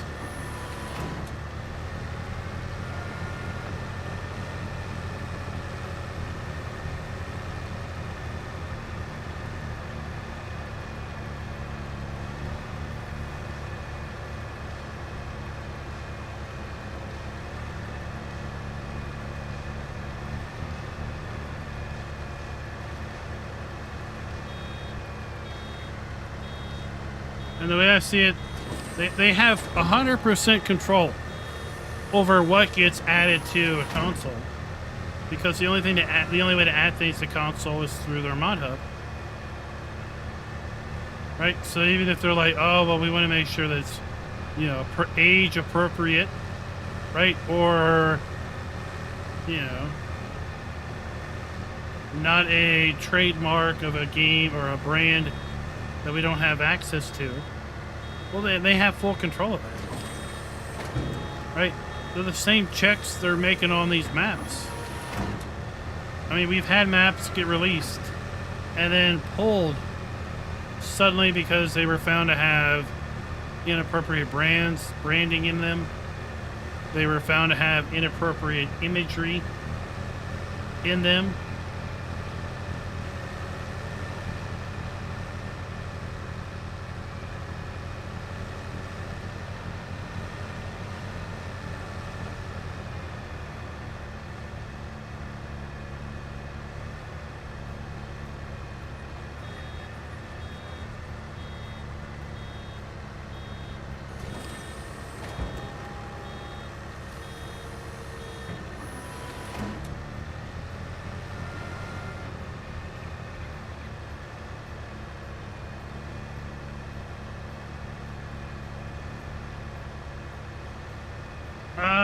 Matt, I don't know anything about. So it only works for consoles.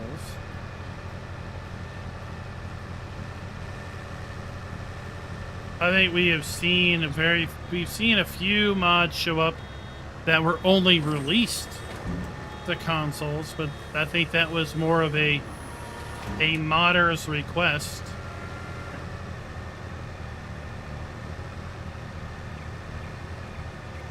Than a somehow functional limit that only consoles can make use of this type thing.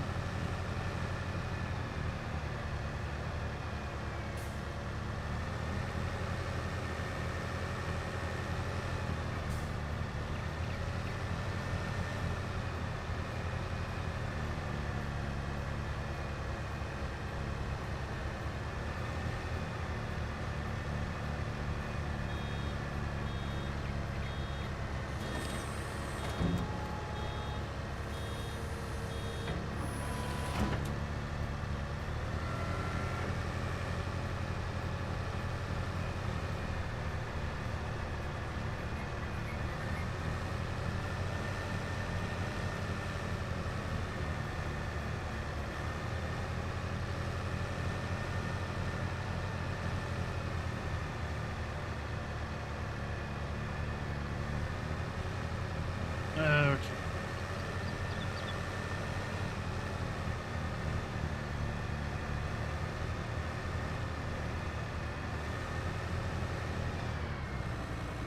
We got that field build up.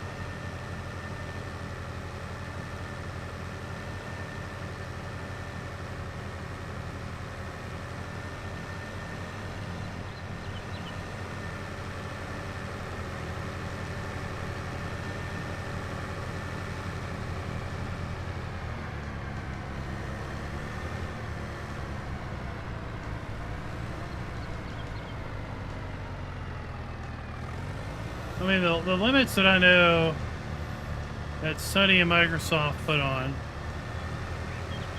are related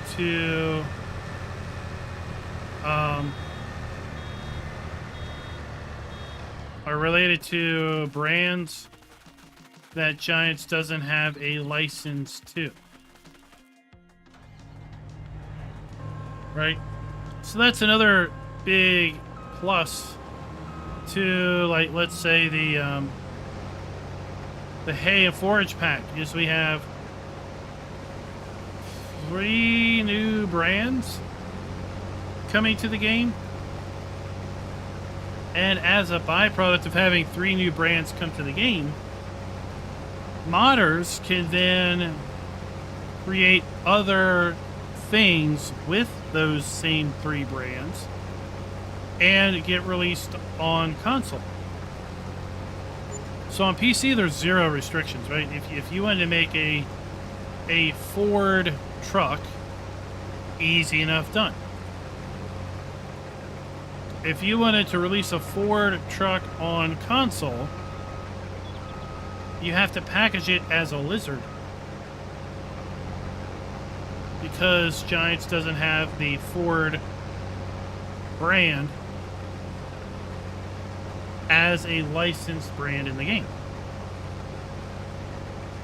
But the new brands that we have coming to the Pay and Forge pack are now licensed, so other things that they make, modders could create and release for all platforms, because now it is a licensed brand and game.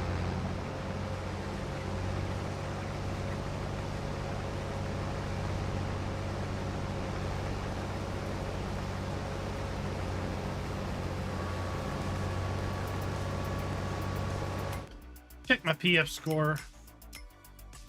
Where are we? This is a field that we did up good. 97 on that field.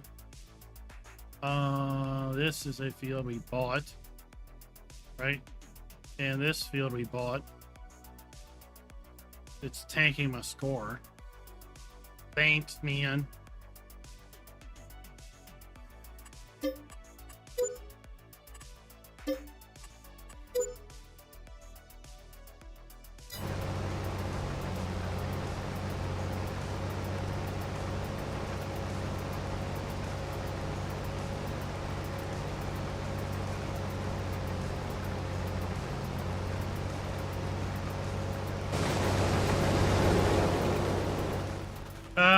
Well, they might not have the brand license to Ford tractors. The license for New Holland may not extend to Ford.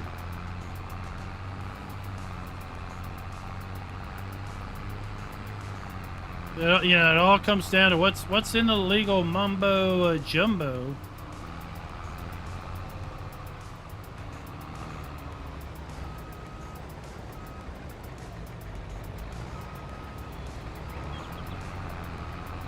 Right, like who owns Alst?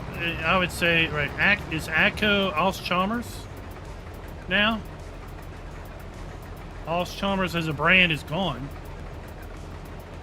but ultimately, who I think, you know, through the lineage of manufacturers, I bet AGCO now technically owns the Alst-Chalmers brand.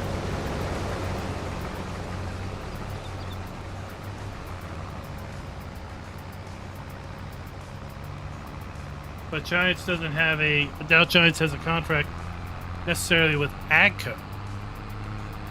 They have a contract with Fendt. They have a contract with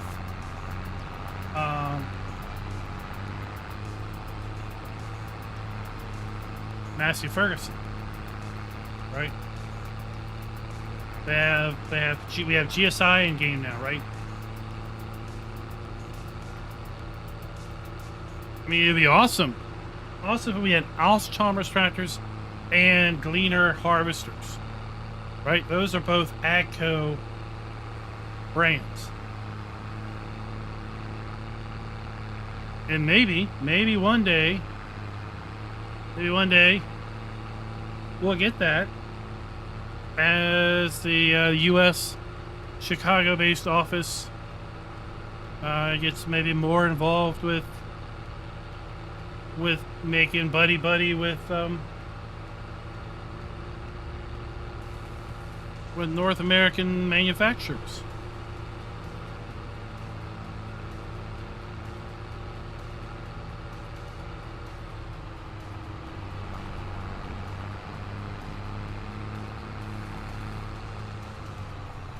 That's what I hope for.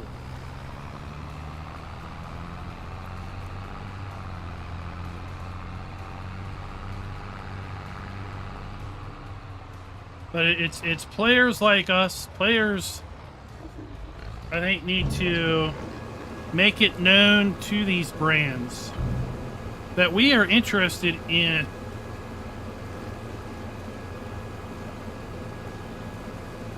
seeing the older stuff. We're interested in not only the new stuff, but the old stuff is just as popular in our hearts.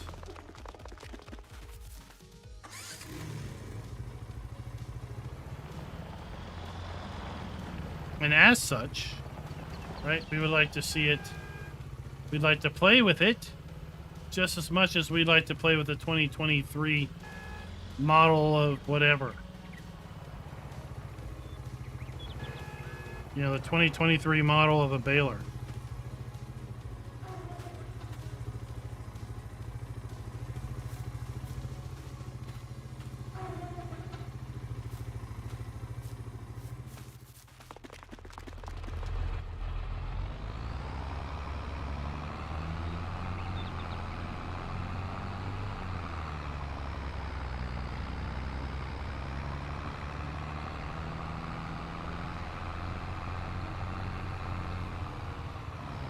While we're down here, let's get some wheat drying in our grain dryer.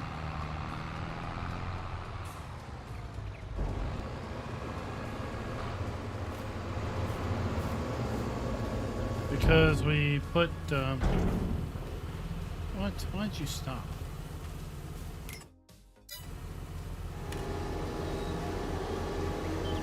There we go. Let's get this thing rocking and rolling.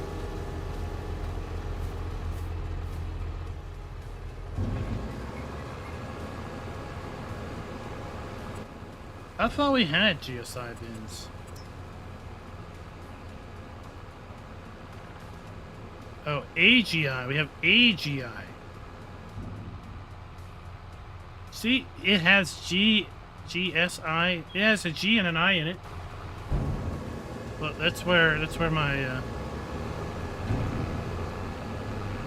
dyslexia shows up. GSI, AGI.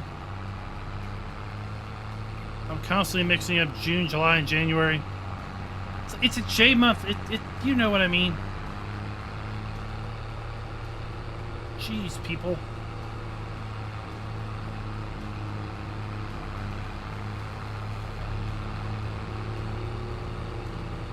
Yeah, I've got a Gleaner calendar here in the office.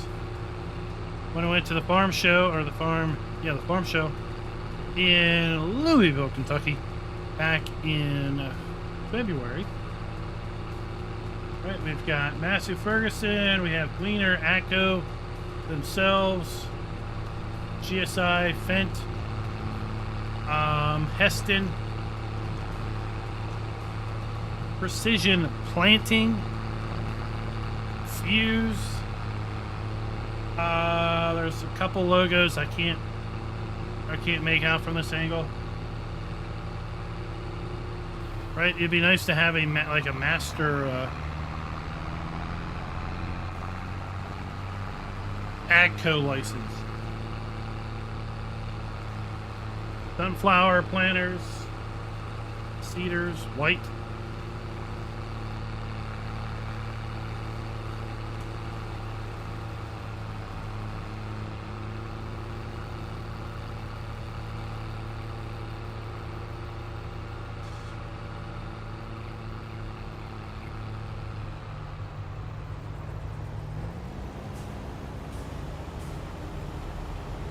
Yep, Jason, that is it. The restrictions on consoles are placed there by Sony and the Microsoft.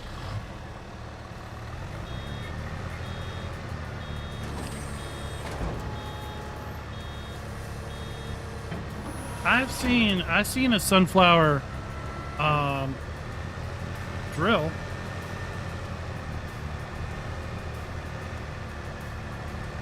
I watched a farm tubers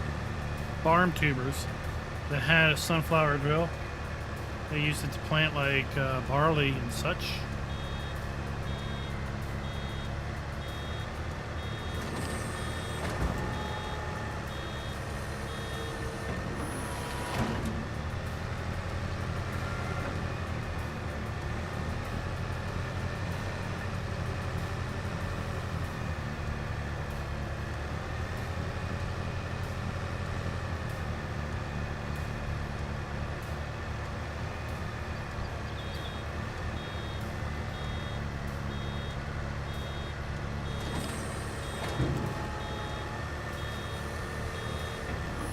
I would highly suggest anyone that can make it up to the Louisville National Farm Machinery Show next year to plan a trip, even if it's a day trip. I intend to being there. I've already got my hotel booked. Travel plans are made. I will be there for the entire duration of the show, like I was this last year, taking videos, hanging out, seeing all the way cool things out there. Really surprised to see as much European stuff as I saw.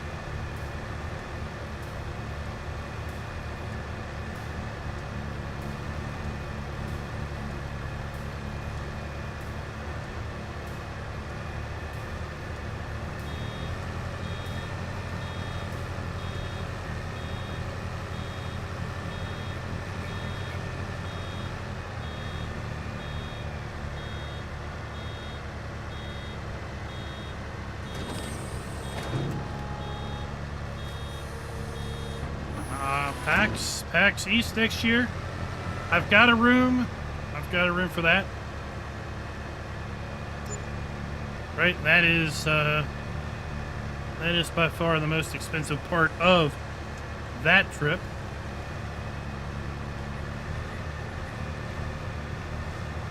So unless plans change,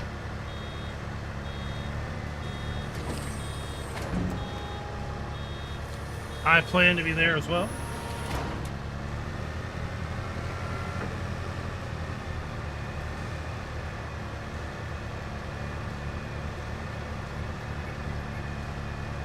Had a blast this last PAX, met lots of folks.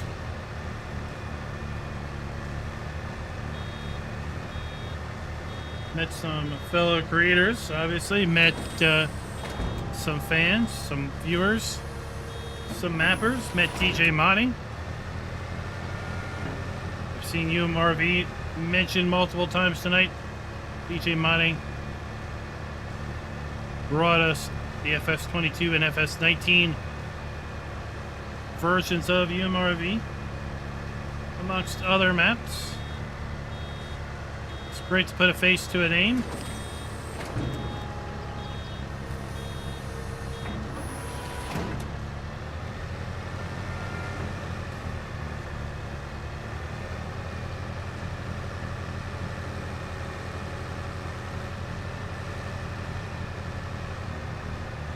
I'm fairly sure Giants will be back next year as well.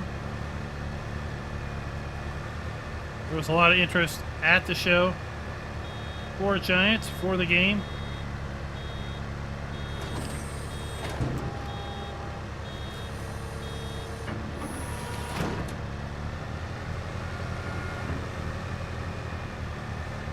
They were giving out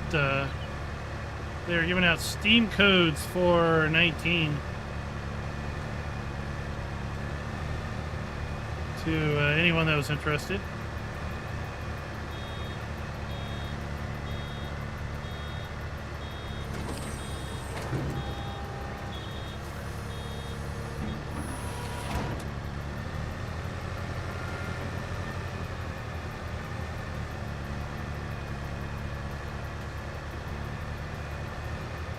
Those on the West Coast, PAX West is coming up in September. That is in Seattle. A little far for me to make, and not the best timing with respect to the day job, so that will be something I will not be attending. But next month we have FARMCon. European viewers, you can, if you make it out to Germany, what is it? It's a Dutzfahrt this year. FARMCon for the presentations, sessions, great opportunity to meet creators, meet giants, hear firsthand about the map expansion that's coming up. the end of this year, as well as who knows what else that's yet to be announced.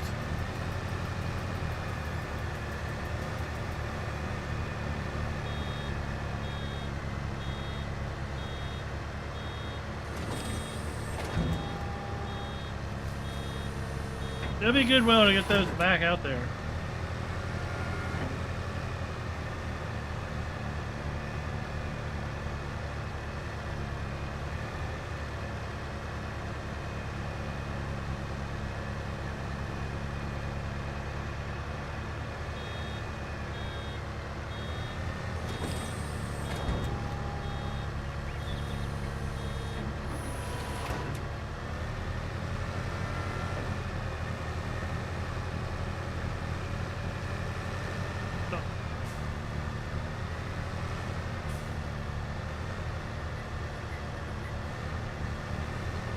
Well, Jason, I don't know. The next DLC is a giant surprise, right? The next DLC is a bonus pack. Our hint is a box with stars coming out of the top. That could be literally anything, right? What is a bonus pack? I think lots of folks are hoping it's bigger machinery, bigger stuff, right? I think there was some folks, maybe like myself, that felt that the Pack 2 was looking like it was going to be related to grass work because of the grass in the foreground. Related to hilly terrain, mountainous terrain, because of the mountains in the background. And as such, we're kind of hoping maybe it would be bigger grass machinery, bigger things for hilly terrain. But it doesn't look like it's going to be that.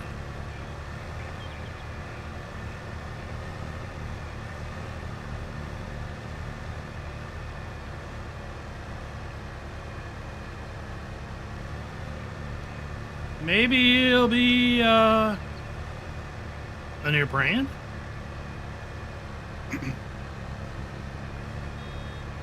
A bonus pack.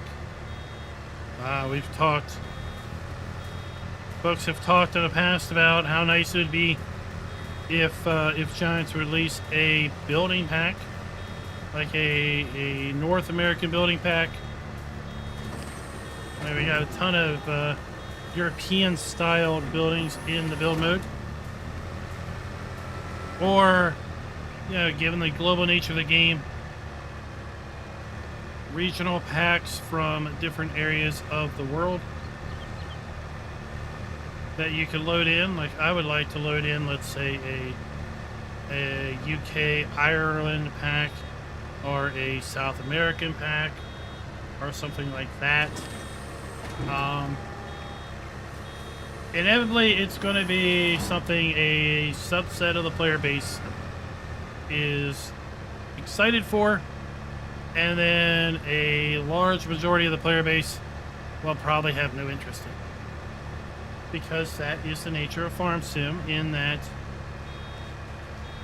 farming practices vary so greatly in the same country, let alone different parts of the world. That's something that really, really interests and intrigues someone in one part of the world. Will be like, okay, that doesn't look that interesting. There's someone else in a different part of the world because they don't have anything to associate with it. As we were saying earlier, lots of people kind of gravitate to things they know, things they see, things they want to reproduce from what they have experienced growing up or seen growing up.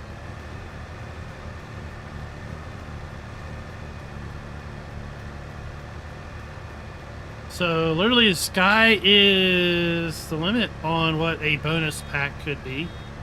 right? Pack 4. Pack 4 is a pile of something with what looks like a shovel in it, with wavy lines coming off the top. And we've seen wavy lines before in game.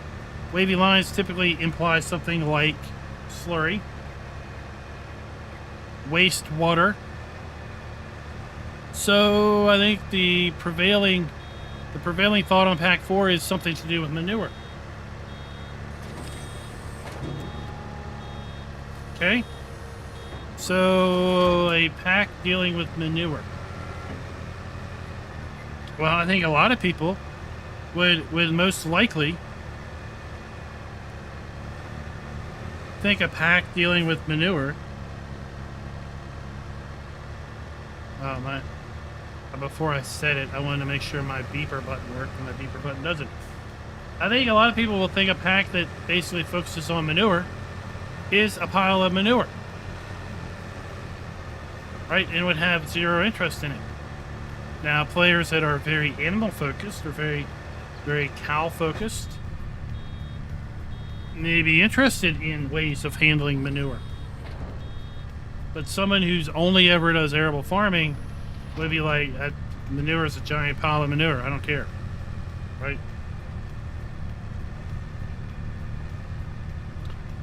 So, other than Pack 3, I don't think I'm going to be super excited until Pack 5. I'm not super excited about Pack 2. I'm interested to see more of Pack 2. I'm interested in experiencing Pack 2 so I can see it and experience it. Am I going to be praising Pack 2 and suggesting to all of you that use my partner code down in the description to pre-order it? No, probably not going to go that far.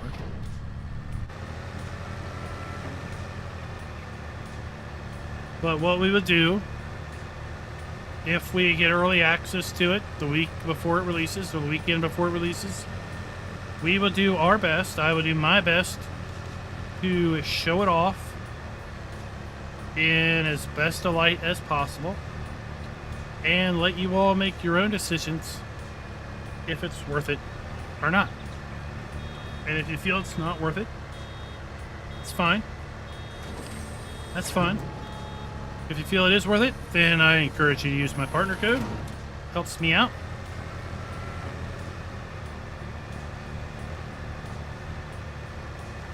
But, you know, in the end, it's your money. In the end, it's your gameplay.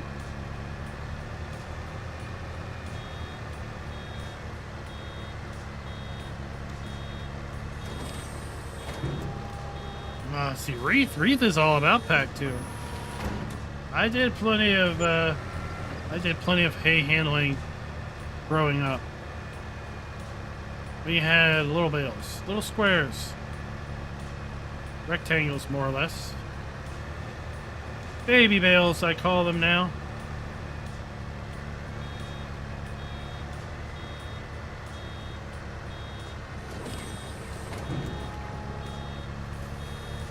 I think Pack 2 will be real fun for folks who like to play on smaller, hillier maps.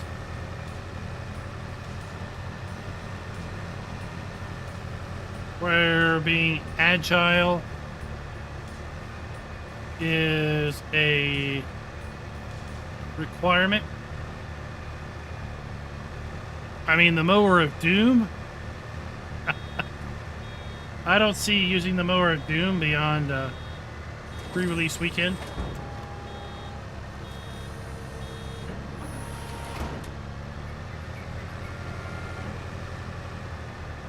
Now we had a New Holland baler. We had a New Holland bar rake. Not a dual rake like the Vermeer. A single rake. We had what we would call now in game a tedder, but growing up we called it a kicker. But it wasn't a rotational tedder. that kind of flails things out to the side. It was a kicker that basically just fluffed it up. It just tossed it up in the air. And it, it fell back down. Basically fluffed the windrow up is all it really did.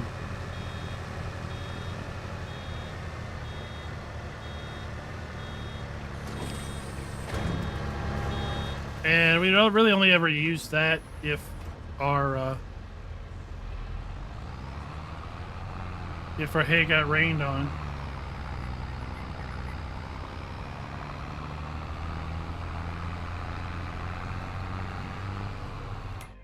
Oh, you don't like this mower? Where is it? Where's this mower of doom?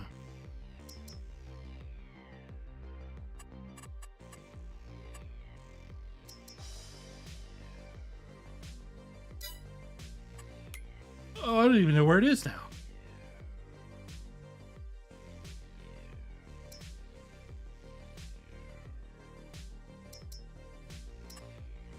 I mean, this thing, right, looks like an evil mower you would have, like, an evil witch would mow their lawn with this thing. But what's coming in the next pack is more than double its size. 26 horsepower of sickle bar mower. So 4 meters. 4 meters is what, like 12 feet wide?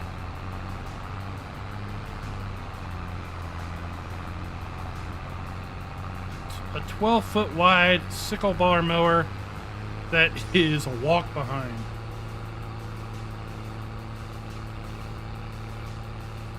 That's what I call the mower of doom. Let me pull it up. I mean, I'm sure you all have seen the fact sheets. But what the heck? Let's pull them up.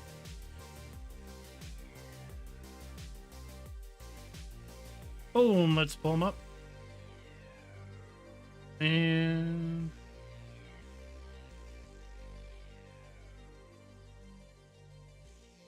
Right, so the Ritter, this brand is really cool.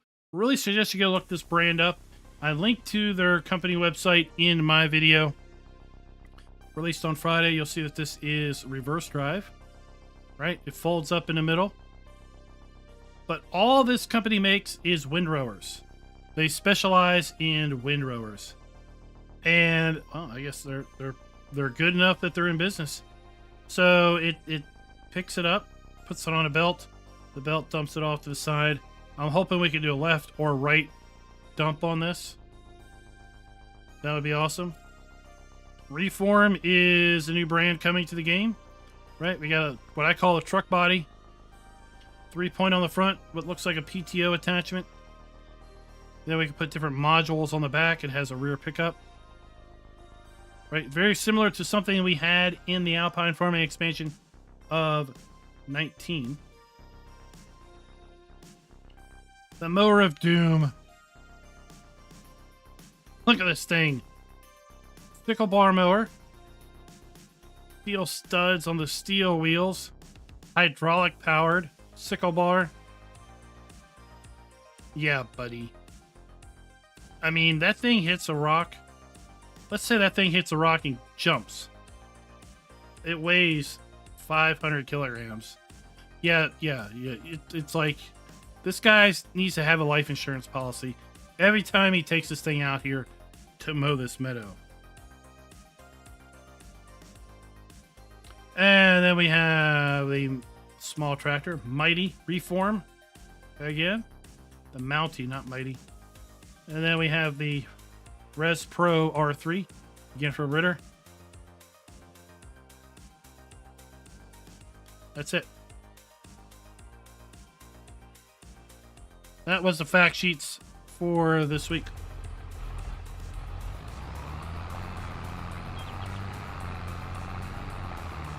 That's why I call it the mower of doom.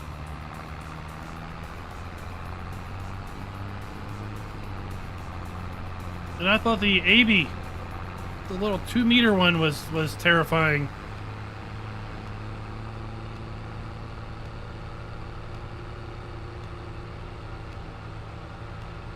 How about for the launch party? How about for the launch party we try to get 16 people on the server, all with the mower of doom, and we just walk across the field and mow it in that way.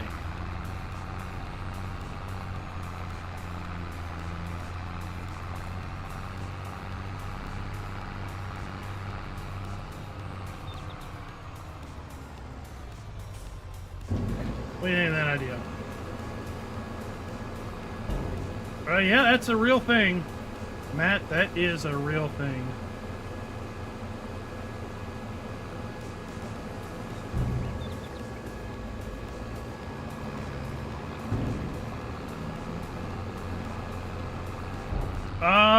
Jason, you know, Pack 4 might be something like compost.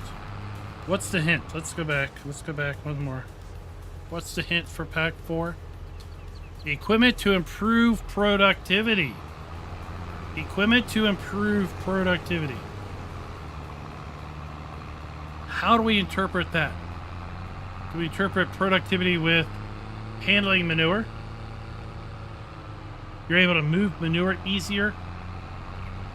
Do we interpret productivity as in yield of our crops? Equipment to make our crops more productive? And therefore, things to make us want to use manure more, to give it more of a merit. Compost.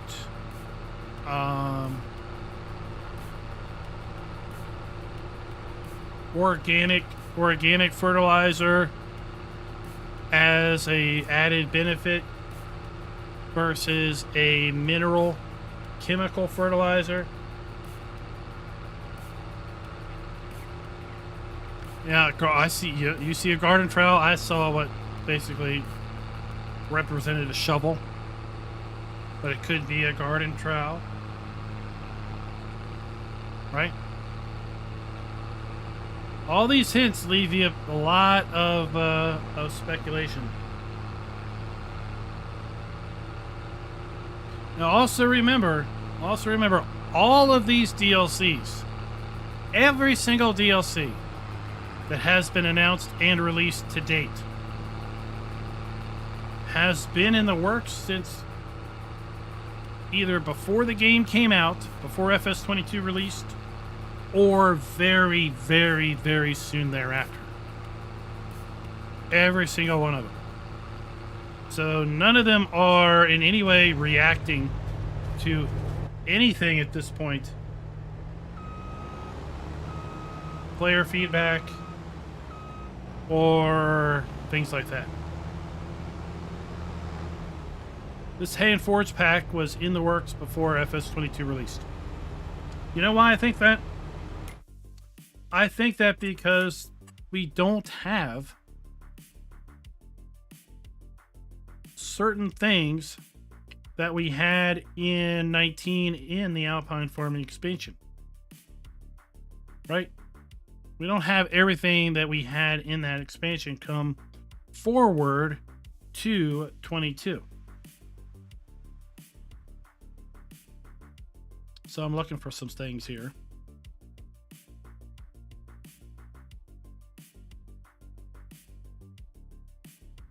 And I'm not having the greatest luck in finding those.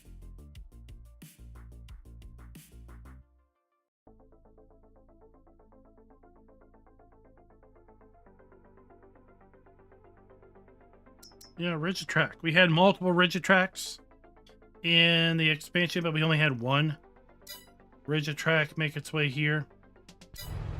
Other things, let's pull this up. Bear with me, people. Bear with me.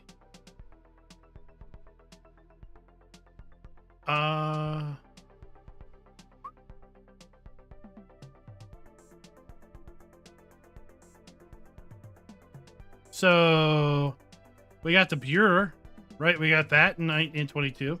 We got one rigid track in 22. This one. We didn't get this in 22. This in different different brands is coming in the Alpine Farming expansion. We didn't get this in 22, the Lindeer Unitrack 122L drive, but doesn't that look awful familiar to the fact sheet that we had yesterday, right? And we're getting just 2 of these modules, not the manure spreader, not the slurry tank, just the loading wagon and the flatbed module. We got this in the Alpine Farming expansion. We got that in game. We got some of these balers and some of these forage wagons in game, right? This looks awful similar to a windrower, right? That's coming. We've got some front mowers in that expansion. And then if we come back up, right, and we look at this, oh, look, now it's a reform, but it looks awful similar, right, to the AV one. We got a rigid track variant of that also, right? We've got our death mower. We've got a reformed version of the Lindeer looking thing, right? We've got some windrowers. We've got these 2, right? So it's, yeah, more of those, right? Right. Obviously, it's very easy to say that the Hay and Forge pack is the Alpine Farming expansion part 2. Very easy to say that. I feel the Hay and Forge pack was in the works before FS22 was released, and that's why we don't see, that's why we didn't get some of the stuff that was in the Alpine Farming expansion released in game as standard equipment in 22, because Giants already knew they were going to bring something similar in year 2 as a DLC.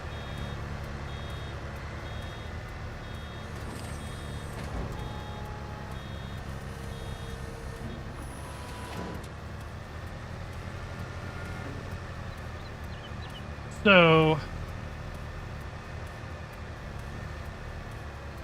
yeah.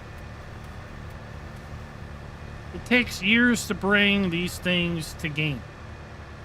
It takes years to work out contracts, iron out exactly what the manufacturer wants to see.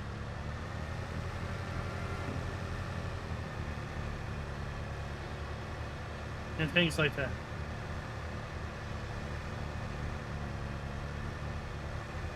Caleb, Straw Harvest is not coming back. That was pretty much established when Pumps and Hoses was showed off last year at FarmCon. There was I guess a question asked of the lead Pumps and Hoses guy for Creative Mesh, and he basically said that they had zero interest in bringing Straw Harvest forward. They want to focus on new things, new projects, and not just keep reiterating on the old. So it seemed like, as far as they were concerned, Straw Harvest was dead. And unless they give permission to someone else to bring that stuff forward, it's dead. Unless someone makes their own private edit and brings it forward.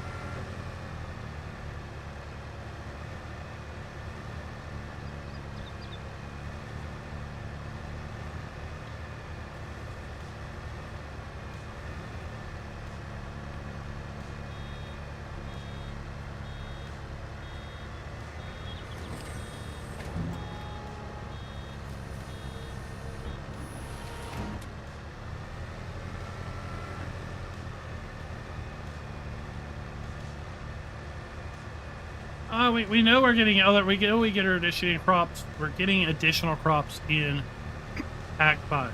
That's the new Eastern European map. The hint is something that looks like a carrot. So I'm thinking some sort of root crop or root crops. Turnips, parsnips, carrots, onions. What other type of ground crop? It's hard to say.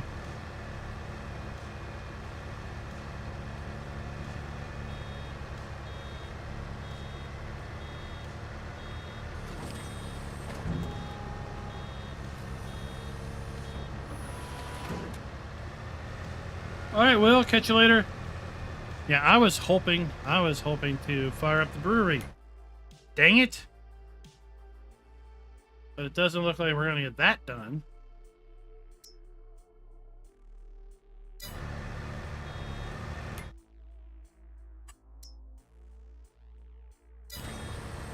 Because the malt facility is so slow.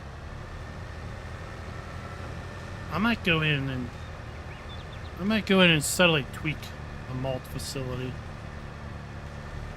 I might add a 0 to it. Oh, look what I found. Floaty tree, oh, a double tree. A floaty double tree, don't cut that one down, you might blow up your map.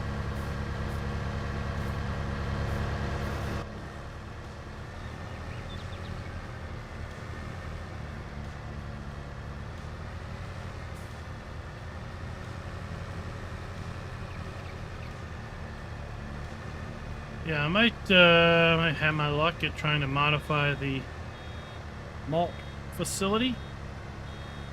Add a 0 to it before we come back.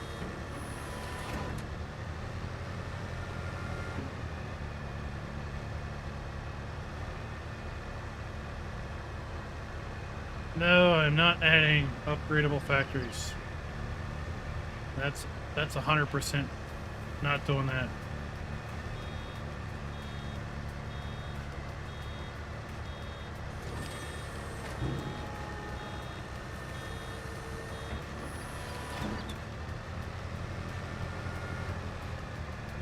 Hof Bergmann is out. It's been out. This is the 3rd update. 1.2 was released in, what, like a month ago? 6 weeks ago? 1.1 was released back in November. And probably 1.0 was released a year ago.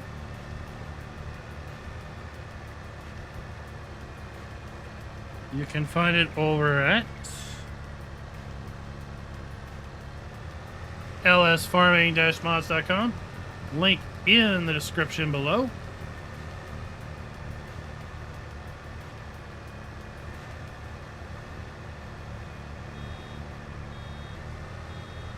And then you can go check out my 1.0 mod or map tour.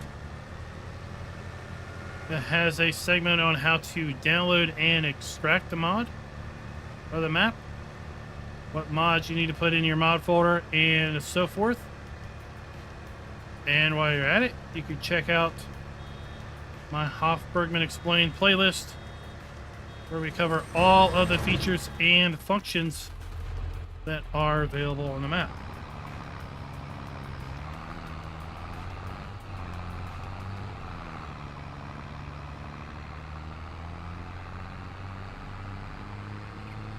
Jojo, welcome. It's okay, you're never late because there's always a replay. We're gonna be here till we're done the field, and then we're gonna hang it up. Plan is to come back tomorrow. Wait, tomorrow is Sunday? Today's Saturday? Yeah, tomorrow's Sunday. I don't know if we're gonna do an afternoon stream tomorrow or not. We might be busy with life stuff. And tomorrow night is Sunday night, convoy night in American Truck Sim.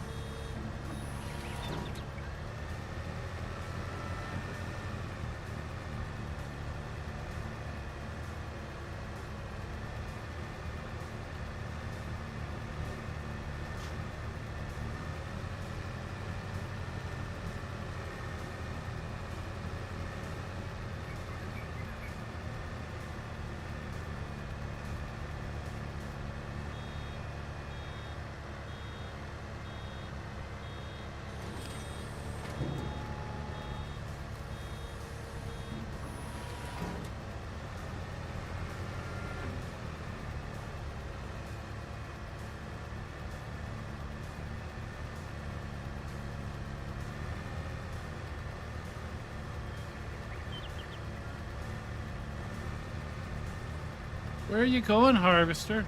Are you going to back up the whole field?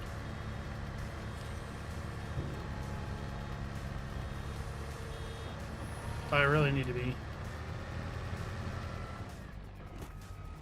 taking this guy over. Because we have a power line to work around anyway.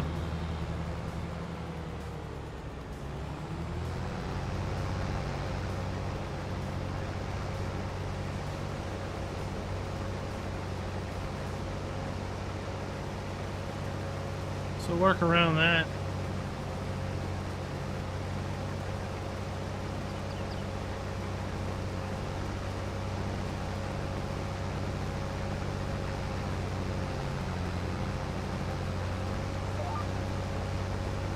Matt, I'm not really sure I understand your question. What do you mean auto-generated in the modding tools?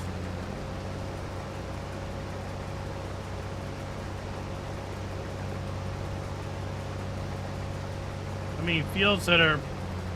I still don't understand. That's how you make fields on a map.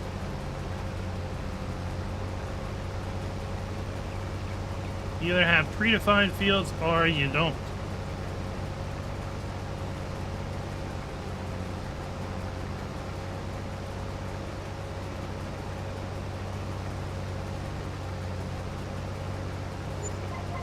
But a predefined field would have a number to it.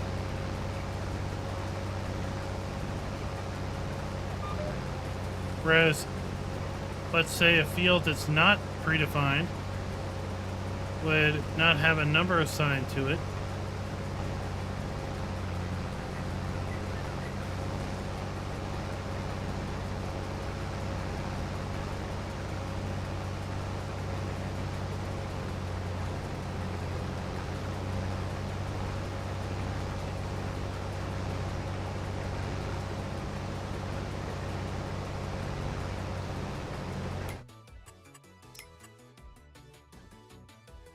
So, like this map,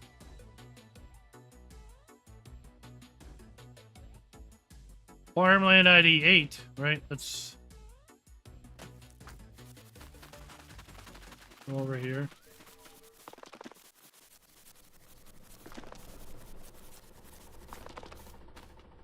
Right, so this to our left is field 1.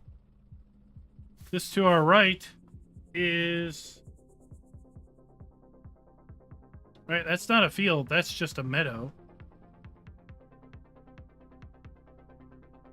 Right, it's buyable land, right? We can buy it, but this isn't a field. So you're not going to hire a helper on this. You're not going to fertilize this because it's not a proper field. But if you own it, you can mow it. If you own it, you can plow it up and make it a field. But since it doesn't have a number, right? Field 1, right? Since it doesn't have a number value, it's not a defined field. Same with this over here.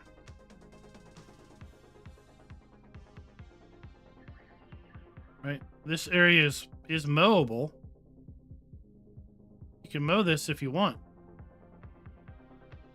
But it's not an actual field. Won't take fertilizer, won't take lime.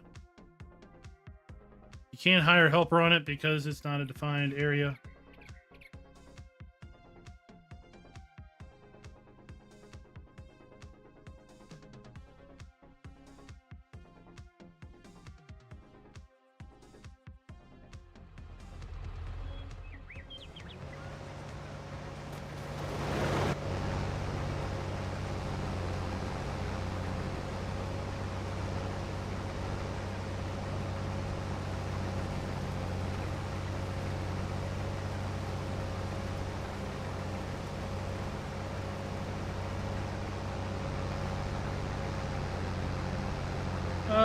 Jeremy, what's the question? Poultry from this map, but what chicken do you buy for chicken meat?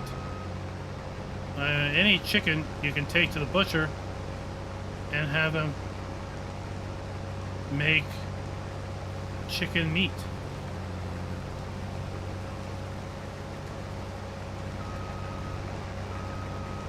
I mean, in theory, if you want to take them a whole bunch of chicks, you can. It's probably going to take a heck of a lot of chicks to make anything meaningful.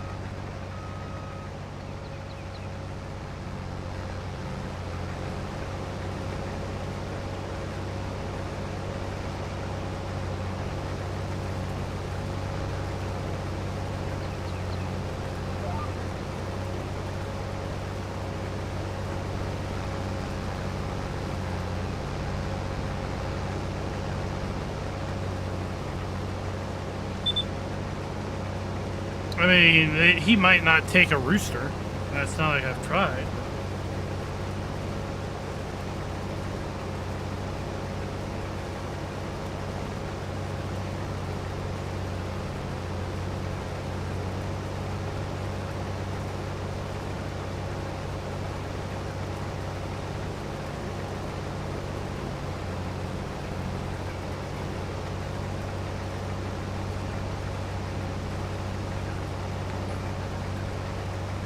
Anonymous! Thank you, Anonymous. Whomever you may be, we're picking up a Mayhem Crew Bad Things tea. Just like our farmer here in game.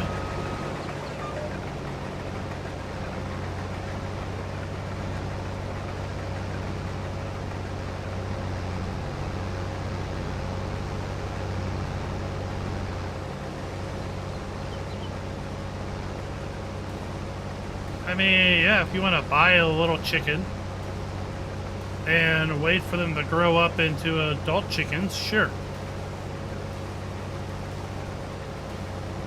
You could take the adult chickens down and make chicken meat.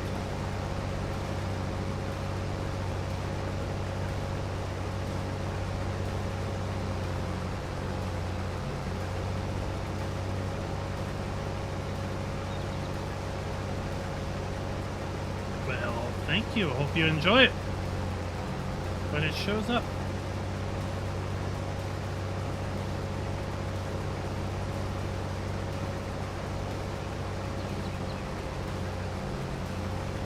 Good luck with Giants Editor. That's all I can say. Good luck.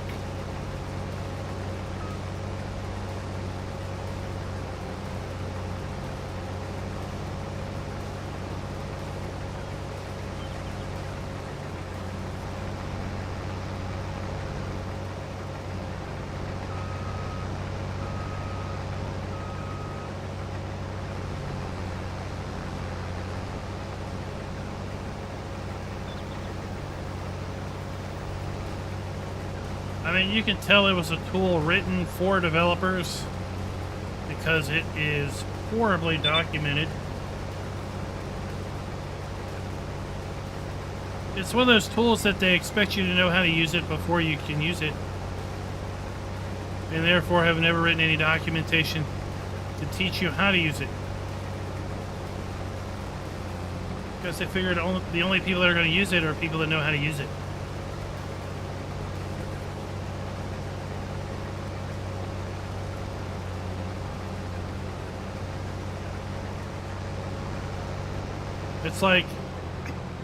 It's like, why should I bother trying to teach you how to drive a car? Because the only people that are going to buy cars are people that can drive them.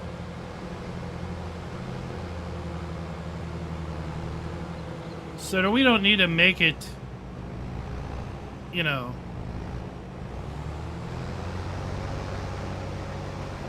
we don't need to make directions clear.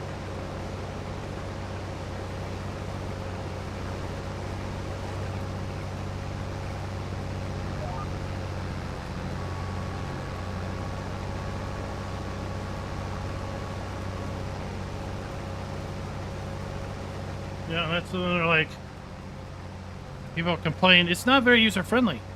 And they're like, well, it never was designed to be user-friendly. It was designed for developers to develop.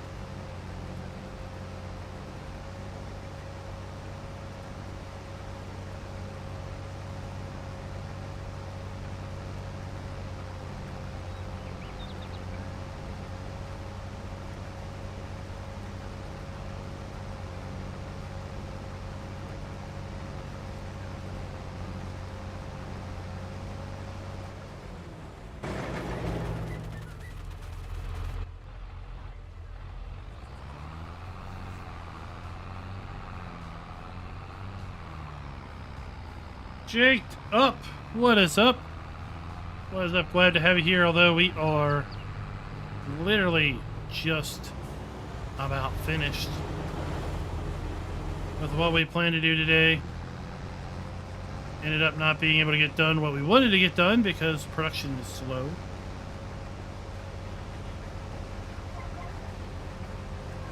I wanted to get this field harvested, which we have now done. And now we can give production a little kick in the pants. And come back another day to get our brewery up and running.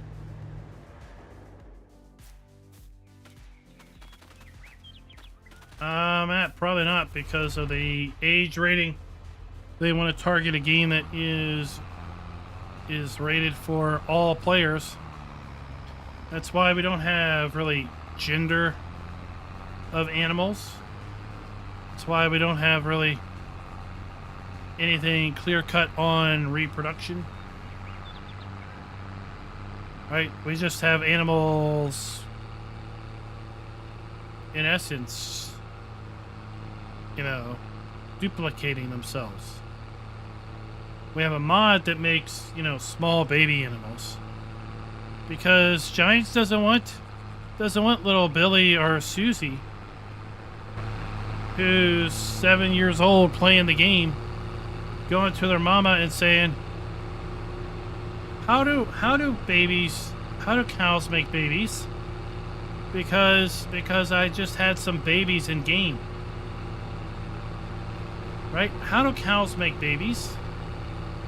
Where do baby lambs come from?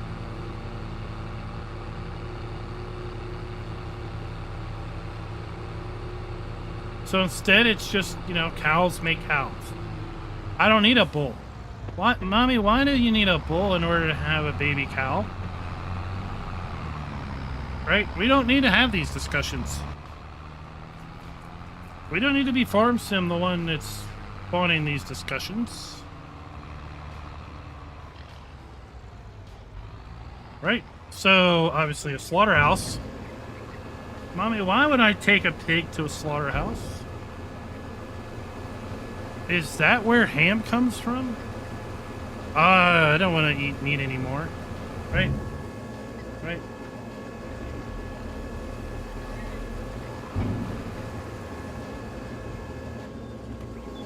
If you know what bacon makers are, right? Then you know where they come from. But if you don't know where bacon makers come from, maybe a video game isn't the best way to find that out.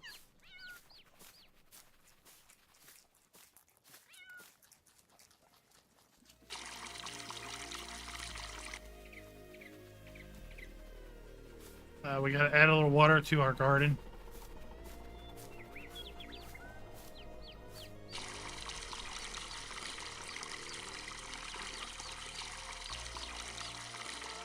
But, you know, it's maps like this that bring us little baby chicks.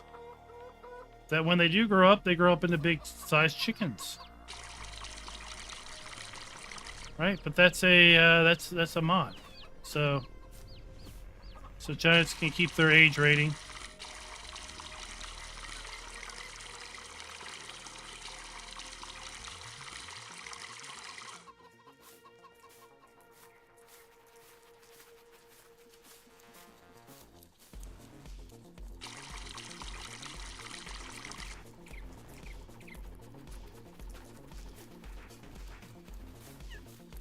Yeah, we don't need to Why do my rabbits breed like crazy?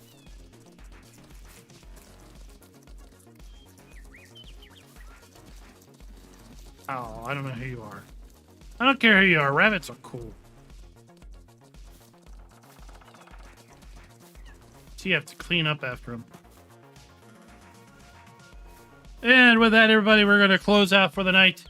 Thank you for coming out and watching.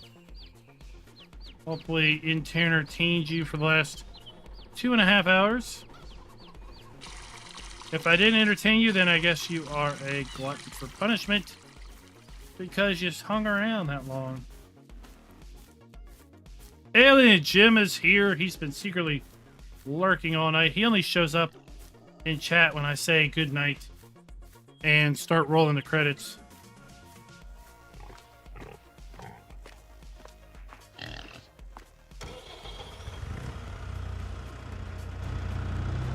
Hope you have a good day,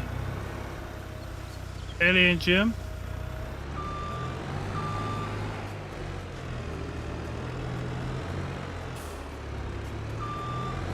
It's because they don't keep time on the same way we do here on Earth.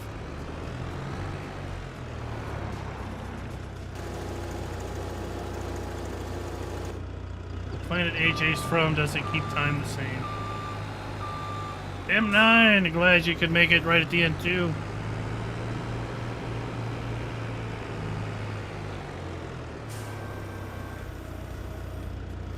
Until next time, happy farming.